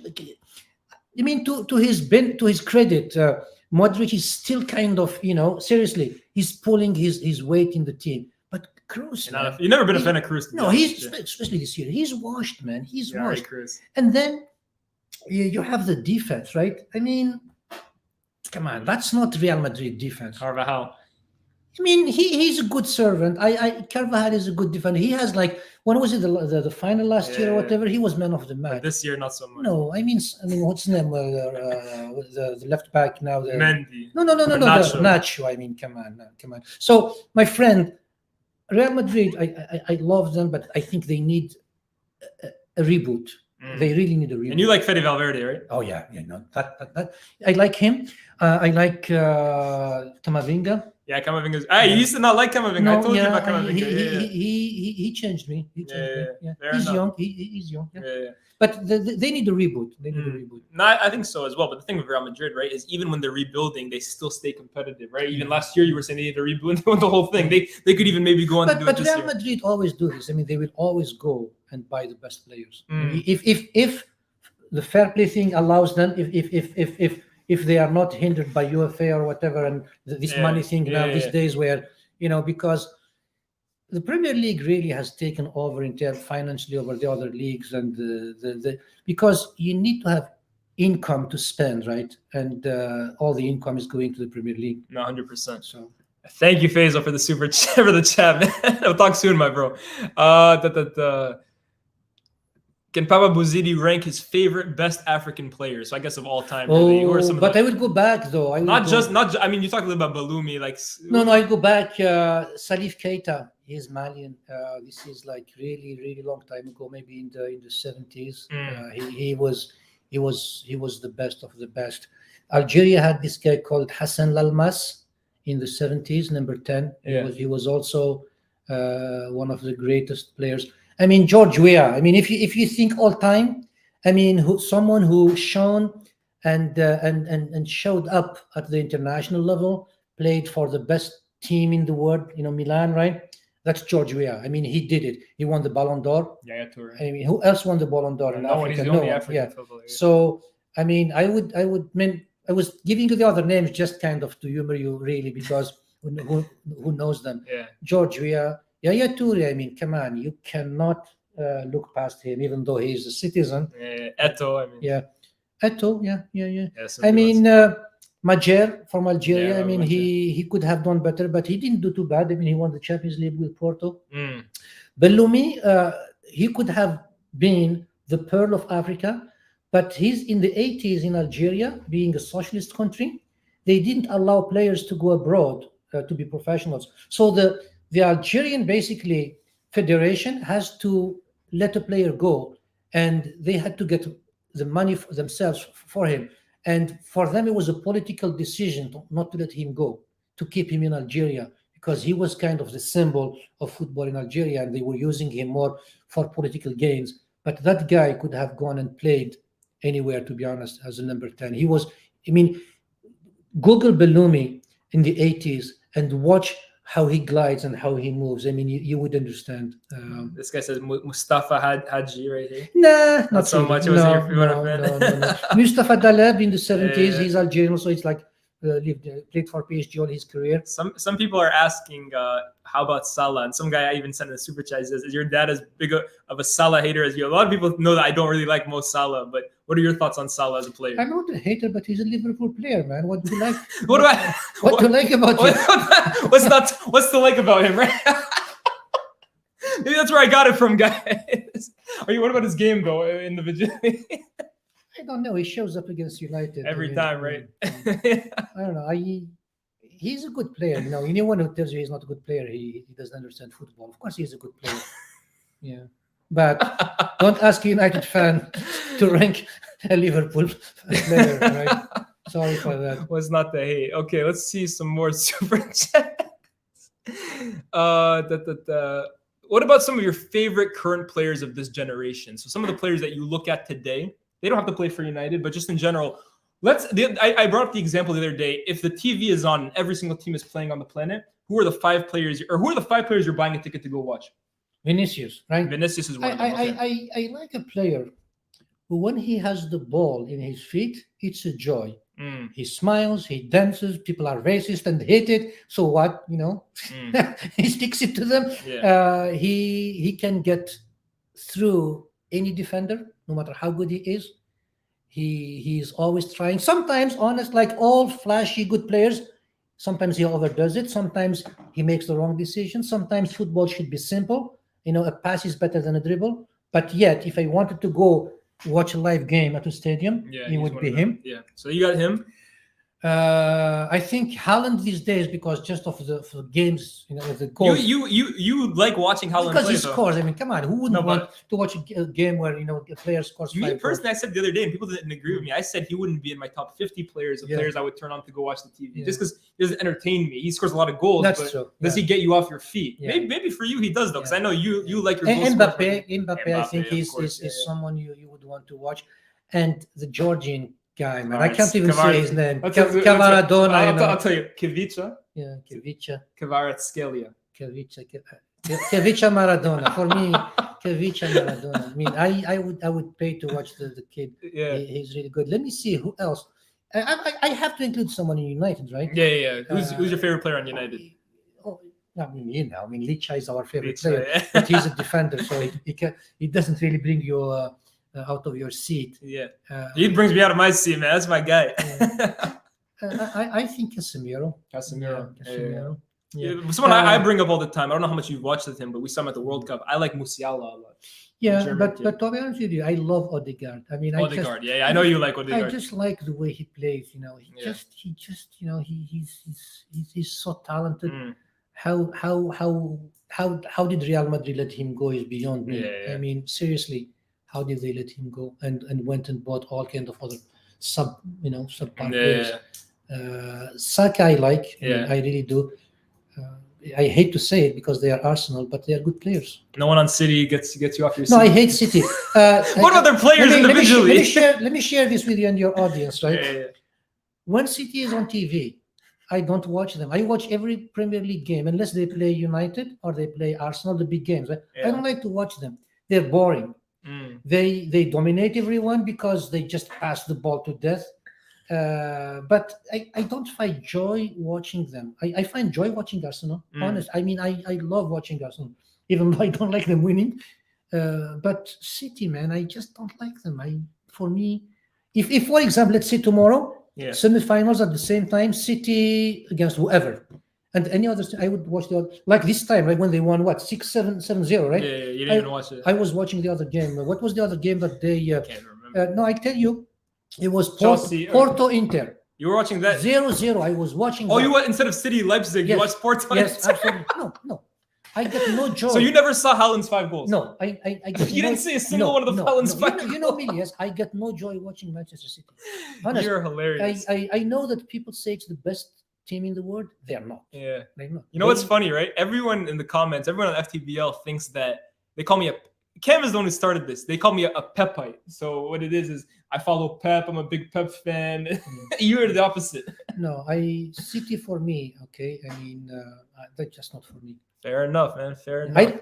I'd rather watch Liverpool, honestly. Like this is an anathema for United fans, right? Yeah. Like especially in England, word, like the English United fans, for them Liverpool is the ultimate enemy. Mm. For me, it is the petrodollar funded club of Manchester City, because they are not a big club. Before they were bought by Dubai, they were nobodies. They even went to the second division. I mean, Sir Alex called them the noisy neighbors. I mean, and suddenly now, I mean, look at this. Fair enough. Let's go. We got a few more. Articulate Thumb says thoughts on the current. He gave a super chat, so he says thoughts on the current Barca, Xavi, and the players. What's your thoughts on the situation over there? They're impressive. I mean, You like them? Xavi for me is impressive. I mean, who would have thought that he would come in and do what he's doing? So this I was surprised a little bit by the way they play. I was thinking They're a bit more defensive than you thought. Yeah. I was expecting them to be playing more the way they would play. They would play when he was playing, right? The tiki-taka, the passing to death. They're not. I mean, he made their defense one of the best in Europe. One of the best of Europe. I mean, who would have thought that? I mean, their defense today, and then you have that midfield. I mean, like, honest, when you have De Jong and Busquets, and so I think their forward line is a little bit weak, in my opinion. You're not a fan of Lewandowski, right? That's the only one they have, but he's at the end of his career. I mean, Dembele is injured all the time. Yeah. But he's injured a lot. Today, if you watch them, right? I mean, who do they have? Rafinha. And, but they are good. I mean, they're impressive. Yeah. Fair enough. Thoughts on this guy's an Atletico Madrid fan. He says thoughts on Diego Simeone's all-time legacy as a manager. What he's done for Atletico since he came. He's changed their fortune. What are your thoughts on that? He's not your cup of tea, obviously, as a manager. Yeah. Well, I mean, what's a cup of tea? I mean, he is not the kind of manager who plays the football that neutrals would want to watch. But if I were an Athletic fan, I would probably say he's the best manager ever, because especially there was like that period where he had, remember, they had Oblak and they had, what's their name? Godin, Miranda. I mean, Gabi, Koke. I mean, they had that team where they went to I think 2 Champions League only finals. Real Madrid beat them. Yeah, I mean, they deserved to win. I mean, they were nice. They were a good watch. They were playing well. They were hard to beat, and they were like a Simeone team, right? But lately, he doesn't really have the players. I mean, he doesn't have, because a Simeone team, Atletico Madrid, is for me that like hard men, hard workers, hard to beat. I mean, like they would kill you before you take the ball that's true. away from them. Real men, as Cam would say. They are not like that anymore, right? I mean, do you think that at the same time football has kind of passed Simeone by, modern day football? You think maybe, and I always say this, right? I think it's better to leave before your legacy or your reputation kind of gets hurt. Do you think maybe it's time for Simeone to? I think even for Atleti, it's better. It's time for them to change. I think they need to. I think at any point, I mean, it gets boring to see the same thing over and over again. I think they should try something different. And himself, he should maybe try a different club to see, can he maybe duplicate his successes, and is he just really a one club man, right? Yeah. So it's a good question. What do I think about his legacy? He has brought Atletico Madrid before Simeone. Who were they? Nobody's. I mean, seriously, they were in the shadows of Real Madrid. Yeah. When did they beat Real Madrid before Simeone? Since Simeone came in, they beat Real Madrid a lot. I mean, they win also the league, the La Liga. They won twice. Yeah. So Simeone has done to Atleti more than any probably Atletico Madrid fan would have imagined. So it has not been very good lately. I have to admit it. it has been a little bit underwhelming, right? But then, is Griezmann an athletic player? I don't know. Fair enough. He's their best player, but he's an Yeah. athletic player. Who knows? Guys, I'm very pleased to announce that we actually have another guest on the channel today. Ah, Comes. How Coach are you? Cam. Yes. How are you? I follow you. Yeah, follow really, yeah. on Twitter and watch all your videos. Big up, big up, big up. Yeah, Hey, it's you lovely know, to meet you. It's I lovely to meet I you. like what you do. Thank you very much. I That's like a what big you fan do of as well. I like yourself. the messages you be sending. I can relate. I'm trying. You know what I try and do? I try and school Leas. You know what I mean? I try and put him on. But it seems that you agree with a lot of my views as well. So I got to appreciate it. Definitely. What you guys be talking about though? I made him a clone of me, in terms of his madness about football, We Yeah. have this in common. So none of his other siblings, is like us. So we share this. Yeah. No, I hear that. I've been seeing you lot's conversations. So I haven't been able to catch everything, but I've seen everyone writing all their things and taking in some knowledge. And look, they think I'm the OG here. They think I'm the old one. You guys see what I'm trying to say? This is real men. This is what I'm trying to say. In this new YouTube era, people don't know about real, you know what I mean? They don't know about real football. And that's what I try and teach them. But I'm glad I got someone that can agree with me. So what I tell Yes is my idea of football is simplicity.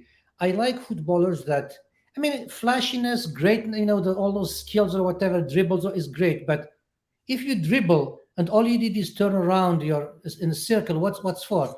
So I like those players in the past who, within one pass, they split a defense, right? Within one look, they make things happen. Simplicity.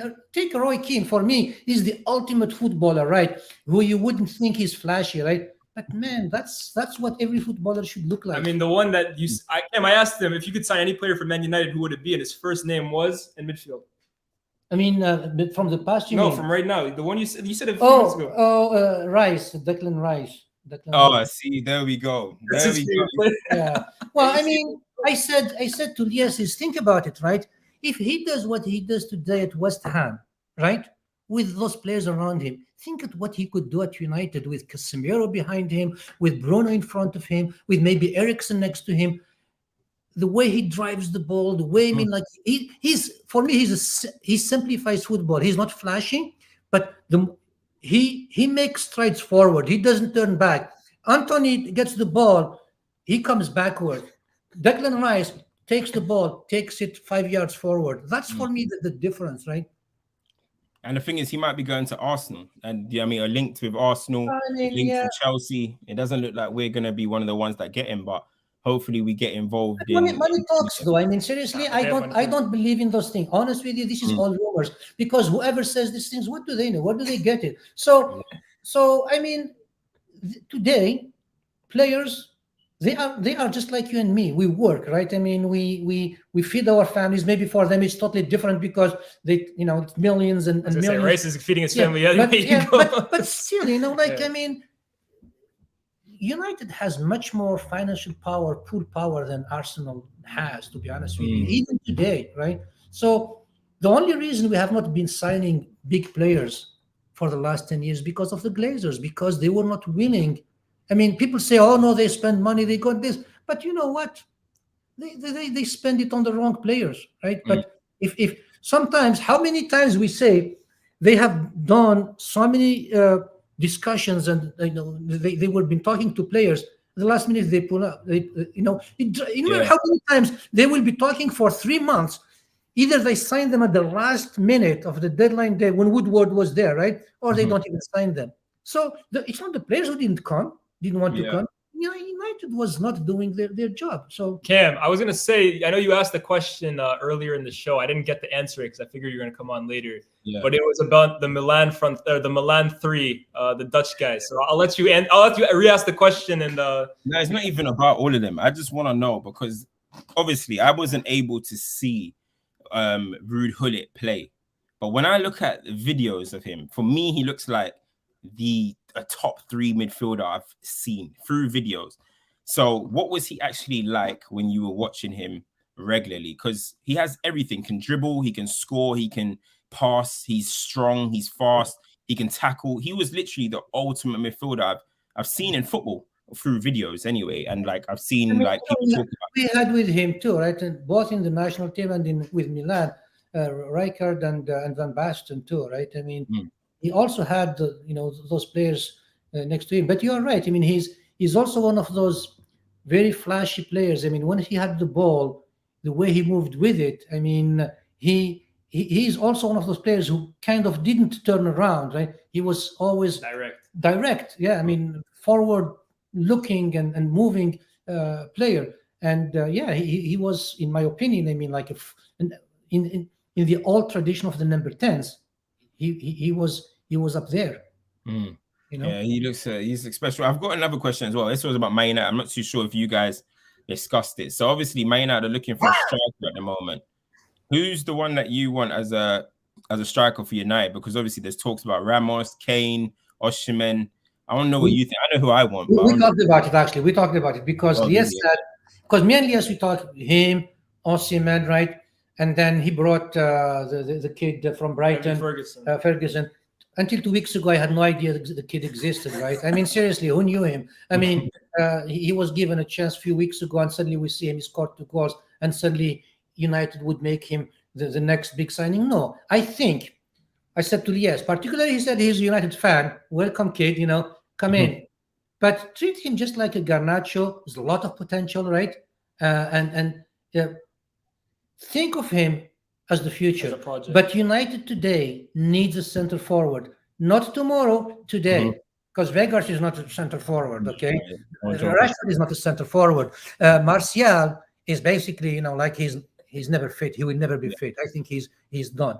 So United need a center forward today. And if I look short term is maybe 2 years, I would say Kane. I mean, he's proven it. He has done it. He's in the Premier League. He's basically a sure thing. He's never a doubt. If you brought in an Osimhen, and let's say Napoli says, their president, how he is apparently what they talk, and they say we want 150 million. Let's United, they bought by the Qataris, and we have 150 million on a player.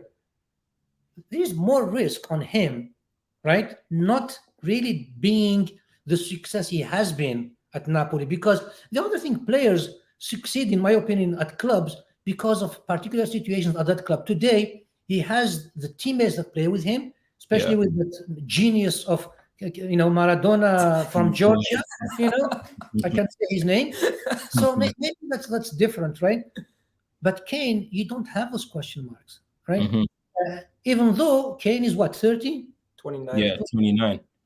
Yeah. 29 probably is so okay. is Van Persie, though. Yeah, but Van Persie, we got him for 1 year. But he gave you the league in 1 year. That's why I'm telling you is, what do you want? Are you looking just for 1 year, or are you looking really for the future? So that's why I was telling you is maybe a good idea is get Kane and this kid from Brighton, right? Because that kid has a lot of potential. He has the physique, right? And seeing the skills, maybe he can make it.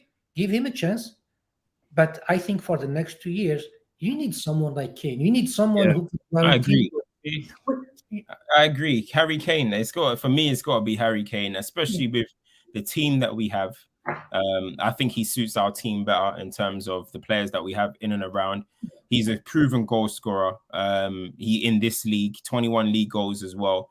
And I think he has more variety in the way he scores goals than Osimhen. You know what I mean? He's got more solutions, in my opinion. Kane can find more solutions in how to score a goal than Osimhen can. So for me, I think the perfect person to go for is Harry Kane. He's a better player than Osimhen, to be honest with you. He's a better player. And the thing is, you get. I like Osimhen a lot. Of course, I'm Nigerian and stuff, but it is kind of like, he's the flavor right now. He's the flavor of the month. Because at the end of the day, he's got 21 league goals in the Serie A. Harry Kane's got 21 league goals in the Premier League. And right now, you'll think it's flirting versus harassment. You know what I mean? That's what it is. Like, you wouldn't think, like, you would think that Osimhen's doing this and Kane is doing nothing. Like, at the end of the day, Kane is having a top season in systems where people would say, if any other striker was in the same system that Kane has played in the last 2 years, people have 20 million excuses for that striker. Yes, Oh, Jose is falling off. Conte plays negative football. Kane gets it done regardless. So I have no doubt Kane can play in any system for any team. So yeah, I think for me it's Harry Kane 100%. I'm Kane campaign. Kane campaign. I didn't think about this though, about Kane when you said it, right? Think about it, especially today. I mean, this year with Spurs, right? I mean, a coach like typically, slates his players. I mean, Son is not the Son he used to be. I mean, he carries Spurs to be Kane. He really carries them by himself. And then if he doesn't score, then people say, "Oh, we told you, Kane is just, But you put him in a United team, because who else in England can really afford him or can take him? Because Arsenal, I don't think so, because of the rivalry. City that they have Haaland. I don't think Chelsea really would. I don't think Daniel Levy would sell Chelsea. Yeah. So really, unless he goes abroad, right? Unless the Real Madrid or Bayern decide that, let's go for, which normally they don't really, rarely do they go for English players. And I see, unless the only way I could see Kane not going to United, if United shows no interest in him, are not willing to pay for him. Because you cannot go and say, Kane will take you for 60 million. It never happens. Right? You have to be willing to pay for him and believe that at 29 he can still give you 3-4 years. Because that's the only way you can make the finances and the cost make sense, right? Yeah, and I think there's too much fixation on age sometimes as well. Just because Osimhen is 23 or 24, it doesn't mean he's going to give us 7 great years. That's not how it works. No. Osimhen at the end of the day could still give us the same amount of years that Harry Kane does. We don't know that. People just seem to expect that because you're young, you can give us this many years. That's not a guarantee. So I don't like that kind of view. Cantona only gave us 5 years. He's the biggest legend at the club. He's the one that's the most remembered at the club. So you don't need 7 years, 8 years, or whatever. How many years did Jaap Stam give us? 3 years? Yeah. 3 years. This is the thing. So you can become a legend. 1 year, really, right? Yeah. Really and truly, he only really gave us 1 year, and he's now got. Did he stay more than 3 years? 4 years? I think 4 years, 4 or 5 years. Yeah. So it doesn't really matter. And I just think the way it will just depend. How well or how bad Kane ages, because some players, they go from their late 20s to the early 30s, just boom, right? Don't you think because Kane doesn't rely as much on his pace, he's more like his passing is very good, he drops deep. Don't you think he would maybe age a little better than say someone who relies on pace? I agree. Because he's also. Sorry, you think Kane as well, you see a lot of people that fell off early. I used to think Kane is going to fall off by 30 years old myself because of his ankle injuries, his knee injuries, but he stayed fit. Stayed fit for now, going on 3 seasons. He's been fit now. And when you look at when he actually started playing the game properly, Kane only broke through in 2014. Before that, he was sitting on Leicester's bench. He was sitting on Norwich's bench. He's not like Wayne Rooney, who was playing from 16. You look at Didier Drogba. Drogba broke through at a similar age to Kane, and he was able to play into his later years as well. So if you're looking at his actual leg mileage, Kane's mileage isn't as heavy as maybe an everyday 30-year-old would be. So I think Kane has got to be. I mean, we're talking about a guy who has scored over 200 goals in the Premier League by 29 and counting. In the Premier League, they call this the hardest league in the world, and he's got 200 and counting. Yeah. And on current evidence too, the way we see him play, there's no thing that says in him that he is on a decline. Nothing really says he is declining. That's really the way I see it. I don't see anything in his physique and the way he plays, the way he moves, that says the guy is kind of going down. For me, he's still at the top. Yeah, and we have the perfect kind of example. With Son at Spurs, we've got Rashford here. Kane sometimes dropping deep has never affected his numbers even, but Kane drops deep and allows others to get forward. If we have Osimhen, who I think is a good player, it's athletic, on the transition, we're going to be unreal on the transition with Osimhen. But what about when we are not in transition and Rashford and Osimhen are running into the same spaces? Bruno has the ball, both of them. We know what they're going to do. What road runners, they want to get over the top. They might be doing the same kind of similar things. Harry Kane, I think, complements the rest. I do have concerns about Kane's mentality because I feel like he's been too comfortable at Spurs, and in the cup games, he hasn't risen, he hasn't rose. But I just think Van Persie came here as well with question marks about him. Does he score in that many big games? Yeah. Can he win? Can he win trophies? Is he just like an Arsenal guy? And he came into us, and we did successful things. Of course, our team was a little bit different. We had winners. This team's not really winners, so that is a bit different.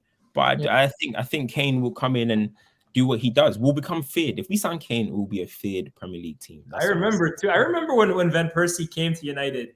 And I remember it got announced when I was at school, and I came home and I was like, what do you think of Van Persie to United? And he's like, I'm not a fan. I think Van Persie, he's an Arsenal player for me. He's not a United level player. And then a year later, you were proven wrong. So it could be a case similar with Kane, right? So I think you just have to think long term too, because if we sign Kane, if United signs Kane, they still have to have someone in mind for the after Kane, because you kind of have to have a long view also of the team, right? Because even Casemiro, right? I mean, someone has to be there when he kind of falls off. Because it could be next year. Honest with you, it could be next year. You look at, let's see, Casemiro's body, right? He looks like, for me, honest, like some kind of a chubby kind of player, right? He could. I mean, seriously. So it depends, if something happens in the lifestyle and he starts, letting down a little bit, maybe those kind of players, they need to be at the top of their fitness more than the slender. Ronaldo, I mean, seriously, right? I mean, even Kane. I mean, if he lets down a little bit, he probably can, fall much faster than a Rashford, for example. Yeah, I want to ask you too as well, because me and Cam often have this conversation a lot. Me and Cam, we always get called like nostalgia merchants. Yeah. We say, oh, we look too much to the past. And even our last few videos, we've been like talking about greatest 11s and greatest this and greatest that. But we've seen a certain era of football. I think we're limited to that. You've obviously seen like 80s, 70s even. Do you think, like realistically speaking, like put your bias to the side as much as you can, watching today's era, do you think football or like the players have kind of fallen off a little bit? Like, do you see as many magicians as in the past? I think, really, to be honest, the reason it's hard to compare, this is my opinion. Right? I started from the beginning of the show telling you that in the past, we didn't indulge in football like we do today. We didn't really see. I mean, Cam, if you want to believe me, I have not missed a single United game. Pre-season, Carabao Cup, friendly, cup, for the last, I can't remember, 3, 4, 5 years. I probably watched every single United game. I mean, even if I have to reschedule my doctor's appointment, my work, meetings or whatever around it, I have to watch it. It has to be live. In the past, I told you, we'd watch him in one game a month on TV. We, especially the international players, the South Americans, we'll see them from World Cup to World Cup. So really, then it becomes more a myth. You have this vision, this view of a player, whoever it is, because you saw him once. Maybe he had the best game of his life, right? And that stays with you, right? Because you see him. Today, we see players, man, like way too. Saturday, in the US, Saturday we get 4 games, Premier League. Sunday, 3 games. Then we get one Friday. We get one Sunday. We get Champions League midweek. And then you get Champions League. You get the Carabao Cup. Every day there is a game. Do you think, in that sense, then, right, is what you're basically trying to say? Do you think the over-analysis of players? That's my point. We know too much about the players. We watch them too much. I can give an example of Bruno, right? We watch him so much that we have these conflicting views of him. When I'm convinced that without him, United will not be the United it is today, right? Maybe with players, if they play differently, maybe it's different. But the way United has been playing, not only under Ten Hag, even before, right? Because we are a counter-attacking team, he's the only one who makes things happen, right? Even though you would have some games where, honestly, you pull off your hair and say, how this guy is even at United, right? So you think then basically, like in the past, Bruno would have been appreciated more. Is what you're saying. I think so, yeah, because especially with his statistics, man, the the insane amount of goals and assists he has at United. It's insane, to be honest with you. I think that's what, remember, Liaz, when I was speaking with you and I was like, I think that's what we had a good World Cup this year, but a lot of people kind of just say, World Cup hype, we don't care about World Cup like international like that. And I think that's because of or they say the magic is kind of gone away from it. But I think I think that's because of accessibility, as you just mentioned. We see too much. Before, people used to see their favorite footballer on the national stage. That's when all the games, everyone can see these players play. So you get to see Maradona in '86 and you're an Englishman. When the hell would you have got to see Maradona otherwise? You're not watching Napoli. You're not watching any of that. So you get to see Maradona turn up at the World Cup, and that memory of everyone is like, this is the greatest footballer ever. But now we're getting troll videos, we're getting memes, we're seeing every touch for every player. So when we get to the national stage, it doesn't feel special no more. You're just kind of like, hey, so be it. But before it, they had a big mystique around it, international football. And I think I agree fully that I think accessibility has kind of taken away the specialness of the game a little bit. The other difference with today also, you have like now YouTube and you have now all these videos. I mean, we didn't have that. I mean, where would you see videos of Maradona or Cubillas or Franz Beckenbauer or Johan Cruyff? Those days, you either saw the game once in your lifetime or you didn't. Today, you can go and find highlights, of any player you want. You could find any player, they could make him look the best player in the world, right? Because seriously, right? So then a lot of people make up their mind about players just based on those 2 minutes, 3 minute clips they have on YouTube, right? Yeah. And then because we watch too much players have ups and downs, right? I mean, if you happen to watch, the bad games, maybe that's what sticks in your mind, right? So I think that's really the difference. Remember in our show, Liaz, when we did the Champions League thing, and I said when R9 played against us in 2003, obviously before that I'd only seen R9 at the World Cup, won the World Cup. So you're like, wow, this is like you only properly saw him at that moment. And then he comes to Old Trafford. It's like a mystical, like, who is this? He's a mythical figure coming to Old Trafford, scores a hat-trick, and it leaves a lasting impact forever. Now, if a player like I don't know, Vinny or whatever comes to Man United, bro, I've seen his fails, I've seen every touch. The mystique is gone. But when a guy like R9 walks up into Old Trafford back then in 2003, bro, it's like magic. Honestly, it's like seeing a mythical creature, man. Exactly, Camps is you look at in the past, in the 90s even, right? I remember, you guys know who is, I think Scolacci is his name, Italian center forward. No one knew he existed. He comes to the World Cup, was it 1990 in Italy? Yeah. And he took it by storm. He scored of all Italy's goals, right? And did they even win it or lost in the final? I think they were semi-final. Yeah.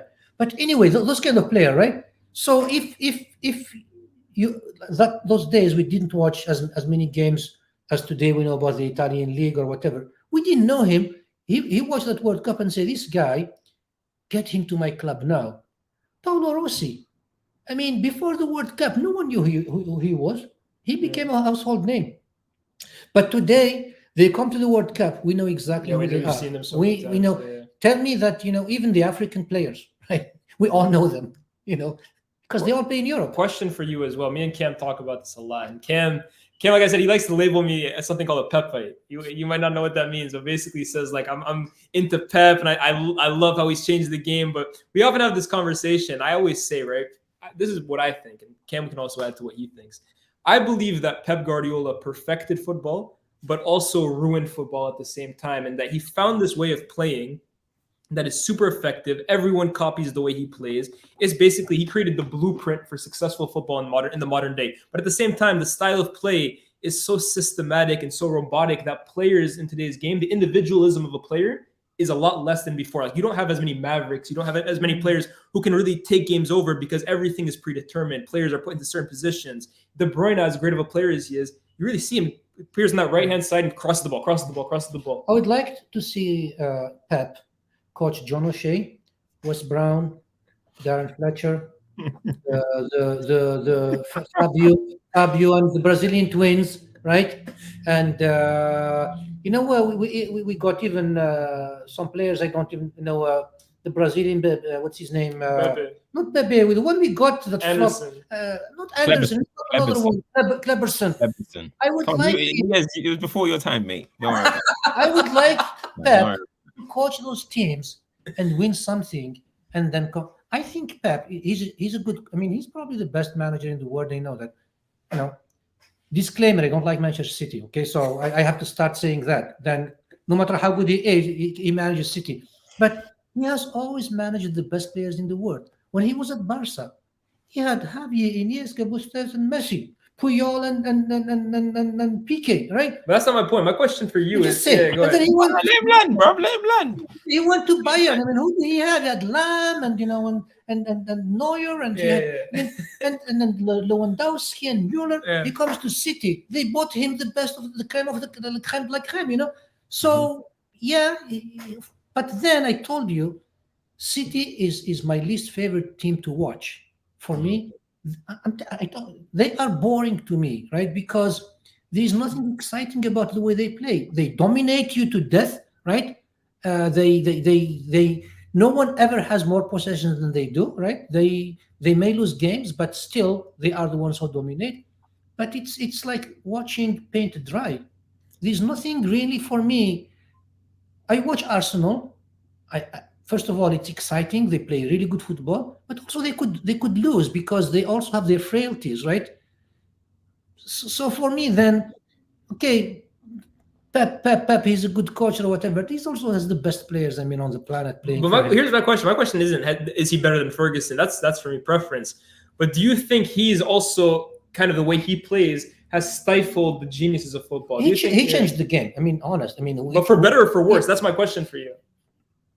Well, for better for his teams. Of course. When he came into Barcelona wasn't playing like they were playing. Yeah.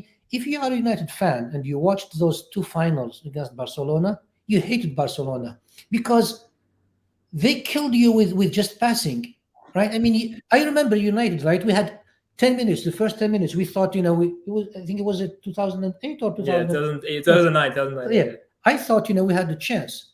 And then once they took over, game over, right? Mm. So yeah, he came in and brought that type of football. When you look at United, Ferguson, for him, his football is, like 4-4-2, right? And counter-attacking, speed, and it keeps you off your seat. You never know what will happen. With City, you know what will happen. Honestly, you know that it's kind of they pass it, and they end up winning anyway. So it's not for I like that Tim Sherwood type of football, man. Forget the half spaces. I like the straightforward, direct players entertain me. That's my type of football. Do you know what I mean? Pep's is the best for me thing in football is a through ball, right? Where one pass and then you have your forward, whether it's Rashford or those days Giggsy or whatever, takes it and goal. So what I tell you, like my favorite duo in football history is Platini and Boniek, right? Platini, like he's the mastermind, he's the brain. He gets the ball. The other guy, the Polish guy, Boniek, he didn't even have to look at Platini. He knew. He just takes off. The ball lands in front of him, and he goes and scores it. You don't need 15,000 passes to get to goal. City sometimes has like 80% possession and they lose a game. So wait, have you guys have you asked Liaz, have you asked your dad all of the key questions about who's his best striker, best midfielder, best defense? Have you asked all them key questions? I haven't gone through each position, but you can go ask him. Ask him. Who's the best? So who's the other than Paul Scholes, if you're biased to Manchester United, but if you're not biased to Manchester United, who is the best midfielder that you've seen in the Premier League? Is Cantona midfielder? No, Cantona's forward. No. Okay, non-Man United players, non-Man U. Best midfielder, probably I would say Steven Gerrard. That's not Scholes. You would say over Vieira? No, he says. That's United. No, Scholes for me is a million times better than those two. I think Scholes. But I was going to ask you even Vieira, even. Oh, that David is Silva. David Silva. Yeah. You need to remember it. Yeah, no, I forgot. Gerrard is like is an easy name. Yeah, no, what? I think Yaya Toure. Yeah. That's all right. Okay. I think he's man box to box midfielder. I mean, he was like a truck, when he has the ball with his skills. I mean, honest, he won games by himself. I remember like he would start it and finish it. I mean, he scored goals. He drove his team. Yaya Toure for me. He had few years at City where he wasn't playable. Yeah, Yaya Toure was a problem. Yeah. So okay, cool. So Drogba as a center forward, Cam. I mean, I think Drogba as a center forward probably was one of the best who played in the Premier League. I agree. I think he's one of the best, but I think the best has got to be Thierry Henry, right? Surely. You know what? Yeah. Thierry Henry is a different player, though. He's a flashier player. Yeah. Do you like Drogba? I think Drogba was. I mean, for some reason, I mean, he's just this strong. I mean, he lead the line by himself. Yeah, he won games for Chelsea by himself, man. I think as Aguero as well. It was great as well. Yeah, Aguero, yeah. Rooney, of course, but he's a little bit different. You get too biased, man. Take the bias out of your heart, man. You know, like So what about anyway, so Aguero, Thierry Henry, Drogba. Let's say three, right? And then in the midfield, I think Yaya Toure. I don't know, but David Silva is good, but Fabio is good, but I think really Gerrard was. De Bruyne, I mean, De Bruyne, yes, De Bruyne. I mean, you have to include De Bruyne in there. Do you have De Bruyne? Do you have De Bruyne up there with these guys? I do. I mean, how many players have that skill that he has, where he goes on the right, right, and just kind of lays it. He lays it. That's it, right? Yeah. He lays it. Move. That's a signature move, isn't it? I mean, very few players have that. I mean, in defense, for me, someone like what's his name, the Chelsea player, John Terry, for example. Yeah, I think John Terry is the best as well. I think John. Yeah, I mean, forget United, right? Who else? I mean, Company. You cannot. I think he's become underrated, though. I think a lot of people forgot how good Company was. He is. And I think the more actually now time passes, the more I think of him actually quite highly. Any of the Arsenal guys, Adams, Keown. I don't think. I mean, that period really is kind of. I don't know. You were Vidic, though. Your guy was Vidic. Yeah, Vidic, man. I don't. Yep, Stam was better than Vidic, though, don't you think? I don't think there is anyone better. He says Yep, Stam was better than Vidic. Not for me, because I think Stam didn't last. It was 3 years there, so it was not long enough for me to appreciate him. Vidic, for me, I mean, I just liked the way nothing fazed him. I mean, there is no fear in his game. Right? He will go and just go for it, and he was that good, But Stam was also up there. I mean, he was really good. So. And then, of course, when you look at forwards outside of United, on the wing, Bergkamp was a really good player for Arsenal. So skilled, he was so silky. Who else? I mean, you cannot go beyond. You cannot and overlook Harry Kane, right? I mean, guy is. People won't give him that because Alan Shearer is also up there. Yeah, I think you got some super chats, Liaz. Yeah, let me go through a few of them. He goes, "Do you remember much of Paul McGrath at Villa, the center back, Irish?" Not that I could think that the way I could talk about what. He's the early 90s. Yeah, but Villa, though, I mean, like they weren't. Yeah, they were not really that big, right? Were they? I think they had 1 year where he won like Player of the Year, but. Yeah, I know he was Irish. I don't think he lasted long, to be honest with you. I think he had alcoholism problems. So we got that one. Articulate. Go ahead. No, go ahead. I want to ask actually, because obviously, a lot of people, we hear the views of you appreciating players, but what about some players that you think are get too much ratings, a bit overrated? Who's the players? Who's some players that you've that you think are overrated that just get a bit too I much would fame? get the hate from United fans. Now, no United players. No United players. No, United players, yeah, because that's the one really. That's Lias also. I always come back to United, right? For me, the world evolves around United, right? Unfortunately, players who are overrated, Grealish. For me. Oh, yeah, He likes Grealish a lot. He's overrated for me. I liked him better at Villa. no, don't joke with that one. Don't joke with that. Let's skip past that one. Let's skip past that one. No, at Villa, at Villa, he was really. But hold on, this goes back to what I was saying, right? This goes back to my point. Don't you think that under Pep, players I didn't think of Mahrez, right? When they play under Pep, they don't get to show themselves as much as they do before. I just saw that Grealish today is the shadow of the Grealish that left Villa. That's my opinion. It's That's Pep, fair. man. It's this Pep guy. He'll pay for that. He'll pay. Okay, next one. I'm trying to think of players you tell me you don't really rate, to be honest with you. Because you text me a lot saying like this player I think he's overrated. Oh yeah, because when you are watching the game, it's different, right? Of course. So who do I think his players are overrated? Liverpool, any players? Salah, Mane. You have to think about it. Maybe Van Dijk a little bit. Van Dijk a little bit. Yeah, especially this year. I think he had one or two really outstanding years, and then some people wanted to make him as the best defender ever, which I think he's not. So he's good. He's a good defender, honest with you. I'm gonna look up messages overrated because I'm sure you're forgetting someone. So who? I mean, it's really hard to think, right? I mean, give me some pointers.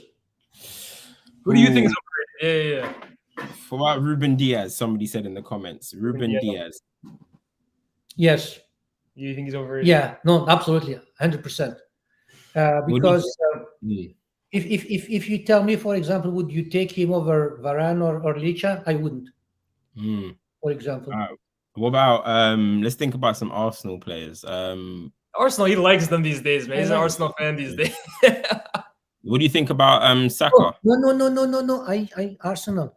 I think the French guy Saliba is overrated. I think he's overrated because people were comparing him to Licha, were comparing him to Varane. I think he's not. I know who you think. I don't think he's. I don't think he's at that level. I know who you think is overrated, by the way. You think Neymar is overrated? Oh yeah. This guy thinks Neymar is the best player that played the game. For me, Neymar is the reason why probably Brazil has not been done so well in the competitions they played the last number of years. I think he's a maverick. I think he is talented to beyond belief. I think it's character. I think that he keep going, man. I think he thinks of himself before the team. It's my opinion, the way I see it. I think he hinders his team because his first approach is to dribble and to keep the ball no matter what. For me, a good player is you dribble when it matters, you pass the ball when it matters. So yeah. That ain't it, yo. Makes an opinion, right? So that's what makes opinions. No, I feel like Neymar's wasted a lot of his career.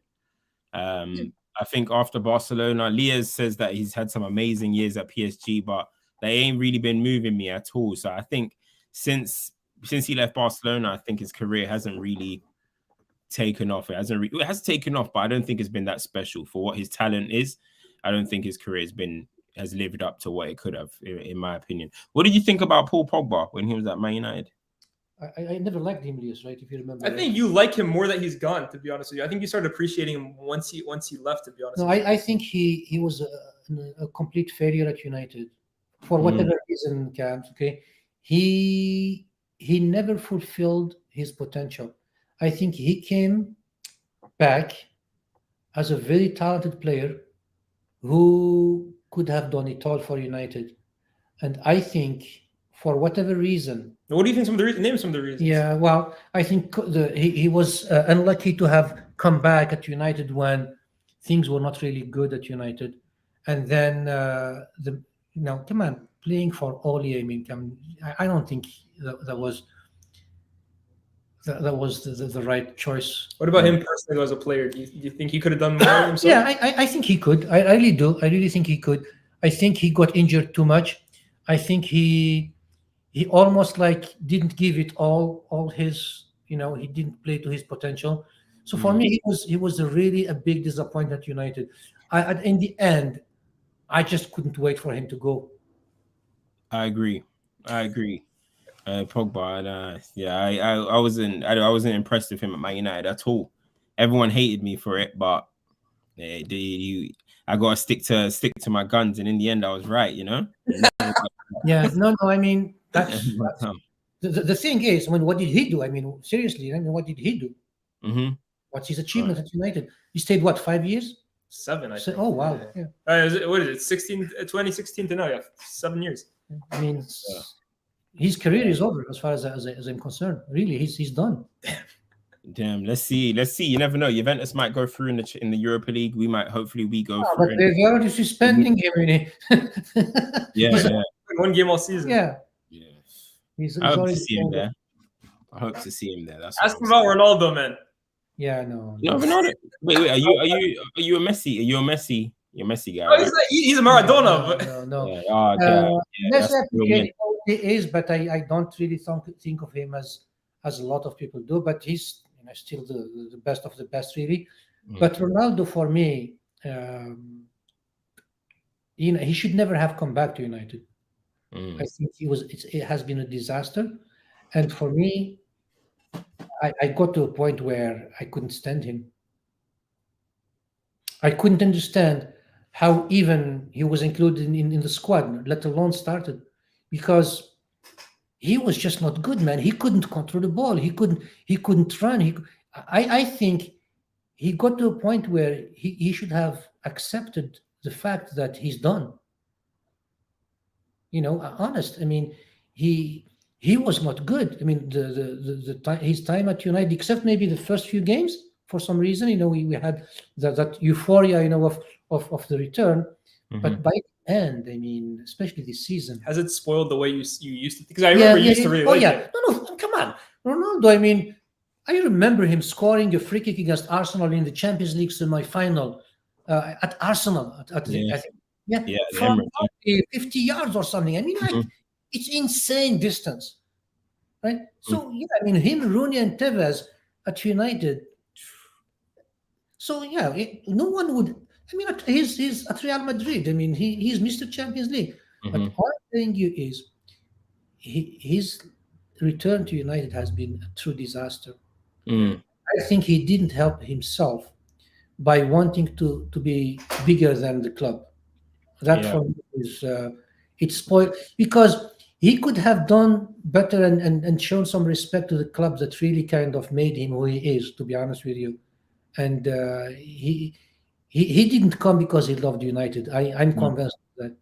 So where do you have him in terms of the best players that you've seen? So I know Liaz says that you're a Maradona guy. To be honest with you now, remember his peak. Don't just remember last year. I mean, compared to what? Top five? Top five, like all time, or just the last all time. No, I think for me all time is Maradona, Pelé, Cruyff, Messi, right? I would even put Zidane there probably over Ronaldo. Maybe I'm biased against Ronaldo. He's a big Zidane fan. This is like his favorite player ever is Zidane. Yeah. So best ever. Yeah. So, what are your thoughts on Zidane? Well, I mean, Zidane, as we talked, right? He probably did more for his country than clubs, right? But pure talent, man. He's a genius, right? But the other thing, because he played in Italy, and even when he played in Real Madrid, how much did we see of him? To be honest with you, how much do you guys watch of the La Liga? I don't, right? So we watched him in the Champions League, right?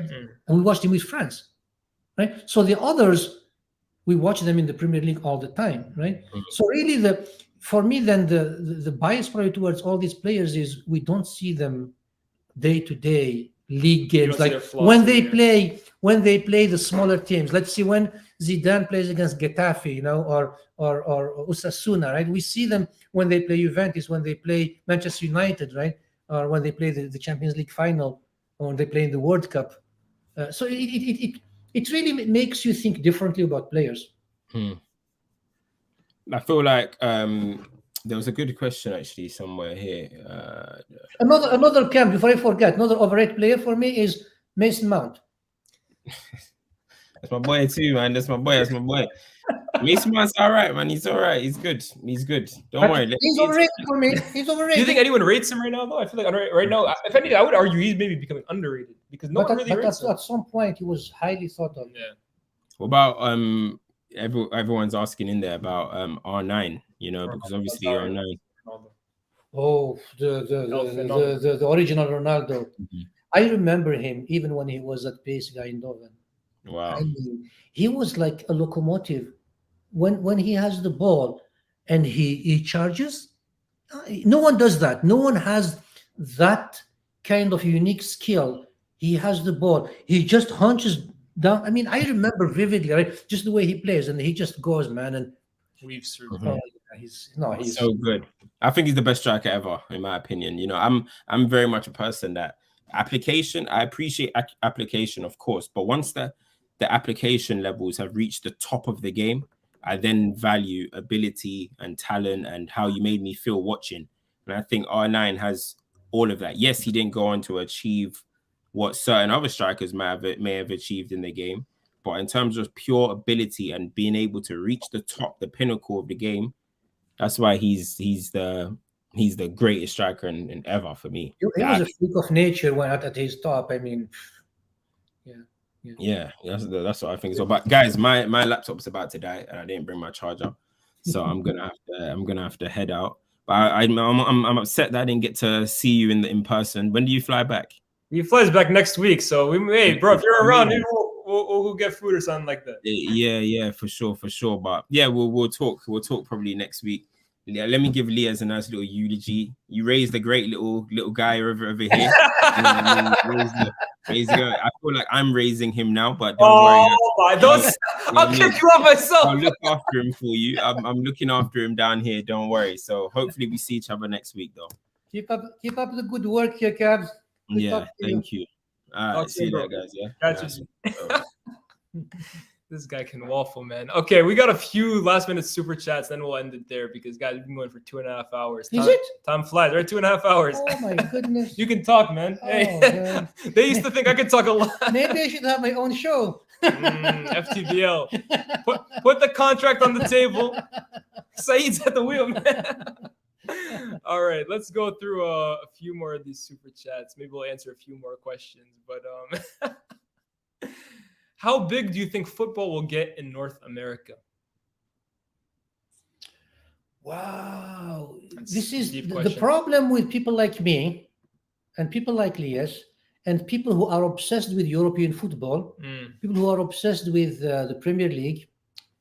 We almost had no time, even though we live in the US, no time for the MLS. So you ask me, I have no idea what's happening in the MLS today. Honest with you, I have no idea who is first, who is last, when they are on TV. All I know is when Lias was young, and he will tell you, like I was coaching his teams, I was always kind of playing parent coach, and a lot of his friends I coached, and I know people are obsessed with the Premier League and the European football and the World Cup. Today, for example, right? I go to my barber. He's like 65 or whatever. His kids played soccer, football, but he will tell me, I watched every game the World Cup. I went to see my doctor. He absolutely never played football in his life, never probably watched the European leagues or the MLS, but he tells me I haven't missed a single game in the World Cup. So then if you went back 30 years ago in the US, probably you wouldn't find those people telling you I watched the World Cup game. They wouldn't even know what the World Cup is. The World Cup for them is the World Series, which is a baseball game, between two American teams. So football really, I think, is becoming bigger and bigger. But I don't think the MLS, the American League, is becoming bigger and bigger. I haven't seen that. I don't think it has succeeded to attract people like me or people who are, I'd say, obsessed with football. So, do you think, though, for example, in 2026, the US and Canada will host the World Cup? Do you think that kind of event being here and it's going to be in everyone's faces, yes, could that potentially inspire kids to watch more and more football and grow the sport even more? I think there are more and more kids watching. But don't you think that will be like something that accelerates it even more? It will. I think when it comes to the World Cup, the event is as big in the US as it is anywhere in the world, if not bigger. You will never see stadiums at higher capacity than you would see in the US when the World Cup comes there. What I'm telling you is, what concerns me is the interest in the MLS, in the American League. Because maybe it's because also it's so far from the rest of the world. And who really goes to the MLS? When a player is at the end of his career in anywhere in the world, they go there. The Higuains. And what I will say, though, to counter that, I think the MLS has changed its mentality and its like basically what defines the MLS. Because I agree, in the past, their kind of idea and their goal was, let's bring big players at the end of their career to the MLS and attract fans. But it didn't really work out, bar maybe David Beckham. These days, I think they're actually making it a point that they're trying to develop the players that go to Europe. For example, Almiron in the MLS. Well, even the Leeds players, I mean, like you absolutely, have Aronson, Adams, McKinney. Yeah, I mean, you even look at what's his name, the guy Harrison. It comes from Europe. I mean, the Fulham captain. I mean, he's a really good player. So I would even say there's a guy in MLS right now, Thiago Almada, who came from a team in Argentina for 15 million pounds, and they're already talking that he's going to go to Europe for 50 million pounds. So I think the MLS now are trying to rebrand themselves as a development league to go send players in. But I think, me personally, I think the World Cup, especially in Canada, I think a lot about Canada, because I think the US is growing quickly, but Canada, it's not there yet. I think the World Cup being there, and it's going to be in stadiums, just so close proximity to people's houses, and you're going to see advertising boards with players on it. I think it's going to be so much in people's faces that kids will look at that, say, I want to play the game that I just got finished watching. I think it'll grow it very quickly. But football in general in the US, I know that, is huge. Let's see, for example, when I want to go watch a Premier League game at the beer garden in Schenectady or in Albany, right? It's always full. We go there at 7 a.m. to watch games. I mean, literally, at 7 a.m. is the first game on Saturday, and you go and you find people there watching the game. Yeah. So during the World Cup, it's a huge. It's event. Growing, of course, of course. My only concern, as I said, is the National League. Yeah, and I think that it starts and ends with that, right? Articulate Thumb says, following up on this question, do you think players from the past overperform in this current era? Or in other words, is step adding today real? Like, for example, do you believe that some of the players in the past, if you put them in this era, how would they perform? Do you think a guy like Maradona in today's game, for example, would be even better?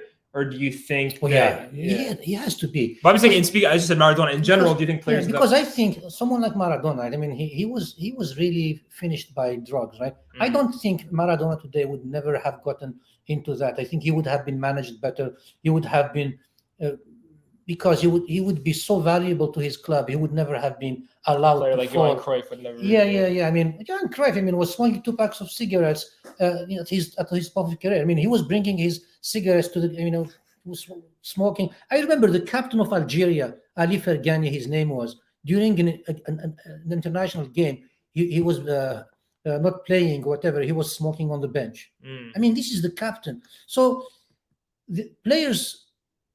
Football is about talent. Sport in general is about talent, natural talent. Either you have it or you don't have it. That's why some kids go on to become footballers, others don't, right? Otherwise, everyone would. Yeah. So that never goes away. So when you have someone like Maradona, how many of Maradonas will there be in your lifetime? None. True. Maybe we have Messi. That's odd because typically you have it's a generational player. Yeah, it's a generation player. So Maradona for me, Cruyff, Beckenbauer, Platini. You think all in this today's age they will be more fit because those days, seriously, football was not as physical as it is today. Okay, so fair enough. And then also, who is your favorite hard man in football? Roy Keane. Roy Keane is your favorite hard man. Roy Keane, man. We will answer a few more questions just because there's been so many people in the chat. They're asking you questions. I think they're loving it for sure. The thoughts on Phil Foden. You can say it very briefly, good or not, or I mean, good. He's good. He's young. So I mean, again, he plays for Manchester City. So there are so many good players. It's very honest. It's very hard stand out. to stand out. I mean, and Mahrez cannot make it at Manchester United. Come on, if Mahrez was at United, he would be like, I mean, at the top of the tree. I mean, those are natural born talented players. I mean, Foden. I mean, come on, he's not your average Joe, right? Yeah, 100%. Let's see. Read a few more. How was the 1999 World Cup? Manchester United treble-winning team. How much do you remember of that? Watching it. I mean, to be honest, when you think about it, right? I mean, that was such a fluke event. I mean, the 1999 trouble, right? I mean, things just stars aligned and happened. So, are those players really the most talented players in the world? I don't think so. But when you have a leading man, a manager called Sir Alex Ferguson, I think he could have done it with any players. I mean, he has proven it in 26 years. He changed and changed, brought in players, average players, really sub-average players, added to them some talent players, and he kept cooking it and mixing it, and always the same result. The soup always is good.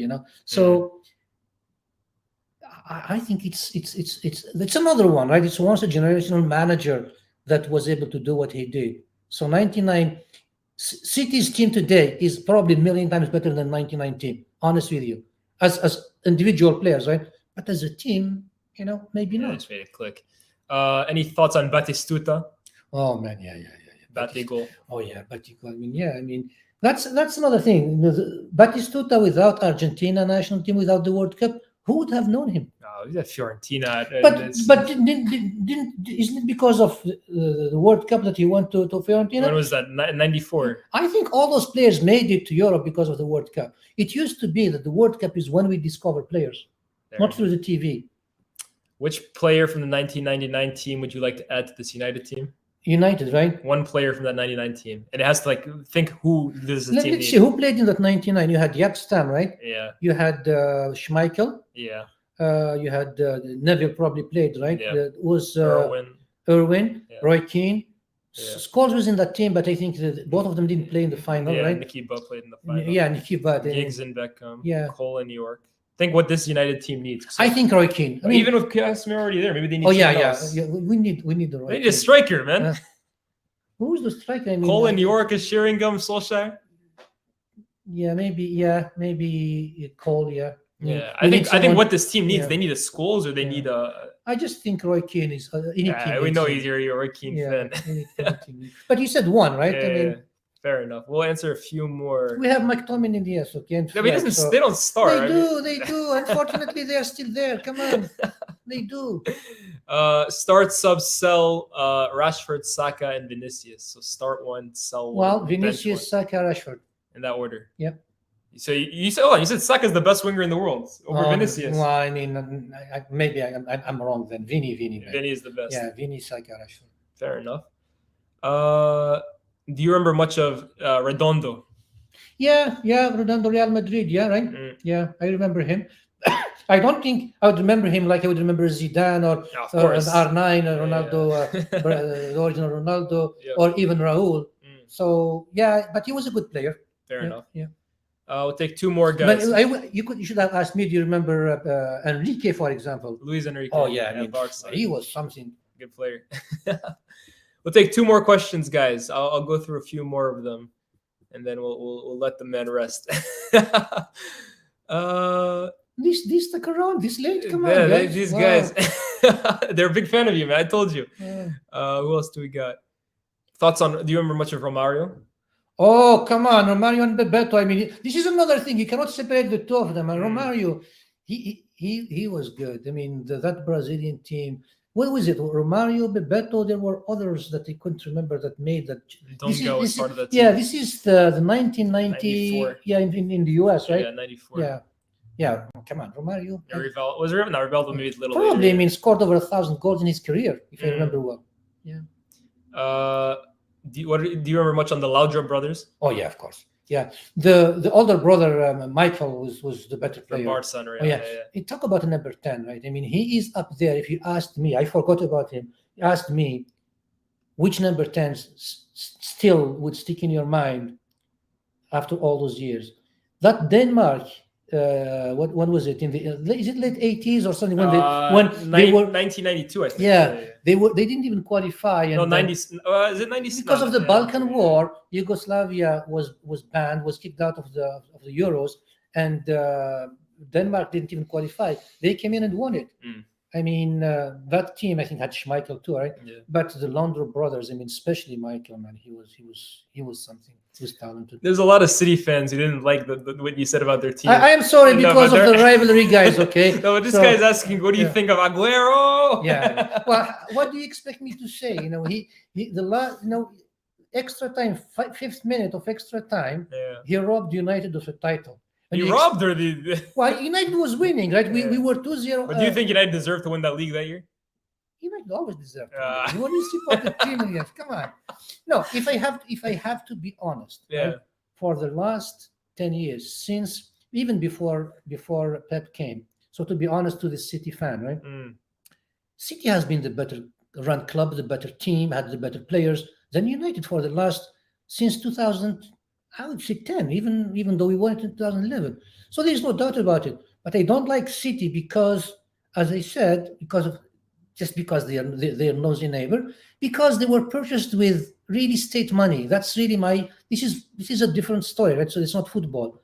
And also because with Guardiola, it's kind of boring to watch you guys. I mean, you win 6-0, who cares? I mean, it's there's no excitement. Yeah. You know, we want to see competition. We want to see teams kind of having a chance. So it's their dominance that bores you. Dominance, and also the football then become. It's not your style. Yeah, it's not. I mean, I like fast-paced football, counter-attacking football. There is no counter-attacking with Man City. Not with this team. I think a few years ago they had all pass until they kill you, until basically you cannot defend anymore, and they score 5 on you, right? What do you think of if you had to rank these 4 players in order of best to worst? Ballack, Lampard, Gerrard, and Cesc Fabregas. Ballack first. He's the best of the 4. Yeah. I mean, not at his top. I mean, he's there. Gerrard, Lampard, and Cesc. Cesc is the worst. Yeah. I mean, he's maybe the most talented, but effect and what they did in the game for their clubs. Come on. I mean, what did Cesc do? I mean, seriously. He won the World Cup with Spain. He had the assist. He assisted the winning goal in the World Cup final. So what? What do you mean so what? He won the Premier League with Chelsea. I'm talking about a career. I'm talking about what he did. I disagree. Ballack at Bayern, Lampard at Chelsea, Gerrard at Liverpool, and Cesc at Arsenal. I think those did more than Cesc. I think it's because he didn't stay at one club like Lampard and Gerrard Cesc did. might has better feet than the others, but that's my opinion. Again, opinions. Me personally, I don't know how you feel about this. I always say I think Lampard is the worst footballer out of the 4. I would say in terms of being a footballer, not in terms of what they did. In terms of being a footballer, I would rank it. I would still probably put Ballack first. I would probably go Cesc second, Gerrard third, Lampard fourth. We'll go for a few more. Simeone says, I joined late, but I've enjoyed listening to you and your dad, bro, and Cam's. Lovely stuff for real. Thank you for tuning in, Simeone. I hope all you guys enjoyed this as well. Let's see what else you got. I think that's probably where we're going to end it, guys, to be honest with you. Of course, we talked a lot throughout this stream. It's been a good one, to be honest with you. We talked about a lot of stuff. Messi versus Maradona is the one that we had to open it up with. Talked about Platini and Boniek. He's been telling me the whole week, I need to talk about these two. But go and watch 80s Juventus and particularly Platini, man. Just look YouTube. They're unique. 100%. Anyways, guys, thank you guys for all tuning in. I kept telling you, look, I'll bring him on eventually. Actually, before we go, I want you to look in the camera. Again, there was one person who thought I was making up my text with my dad just to get attention. What do you want to tell him? Directed at him. To who? The guy who on Twitter told me you're faking texts with your dad. What do you want to tell him? No, this is not fake. Me and Elias have been like nuts about football since he probably was able to get interested in football. So it's been a long story. Football has been everything, and that's probably what we talk the most about, right? There you go. So hold that. How about that? Guys, thank you so much for being part of the stream, Papa. Thank you so much for for coming on. It was a long time in the coming. Guys, like I said in the beginning, if you love my takes, if you hate my takes, it's thanks to this guy. So direct your hate or love to him. Thank you guys for all being gone. I'm gonna leave the timestamps as well. So in case you want to go back to any section of the video, but it's been an absolute pleasure. We will be back next week because I think there's no stoppage time this week. Subscribe, like, all that good stuff. And what do I say? What do I say at the end of every stream? We'll see you when we see you. Peace. Peace, guys. Ay, ay, ay.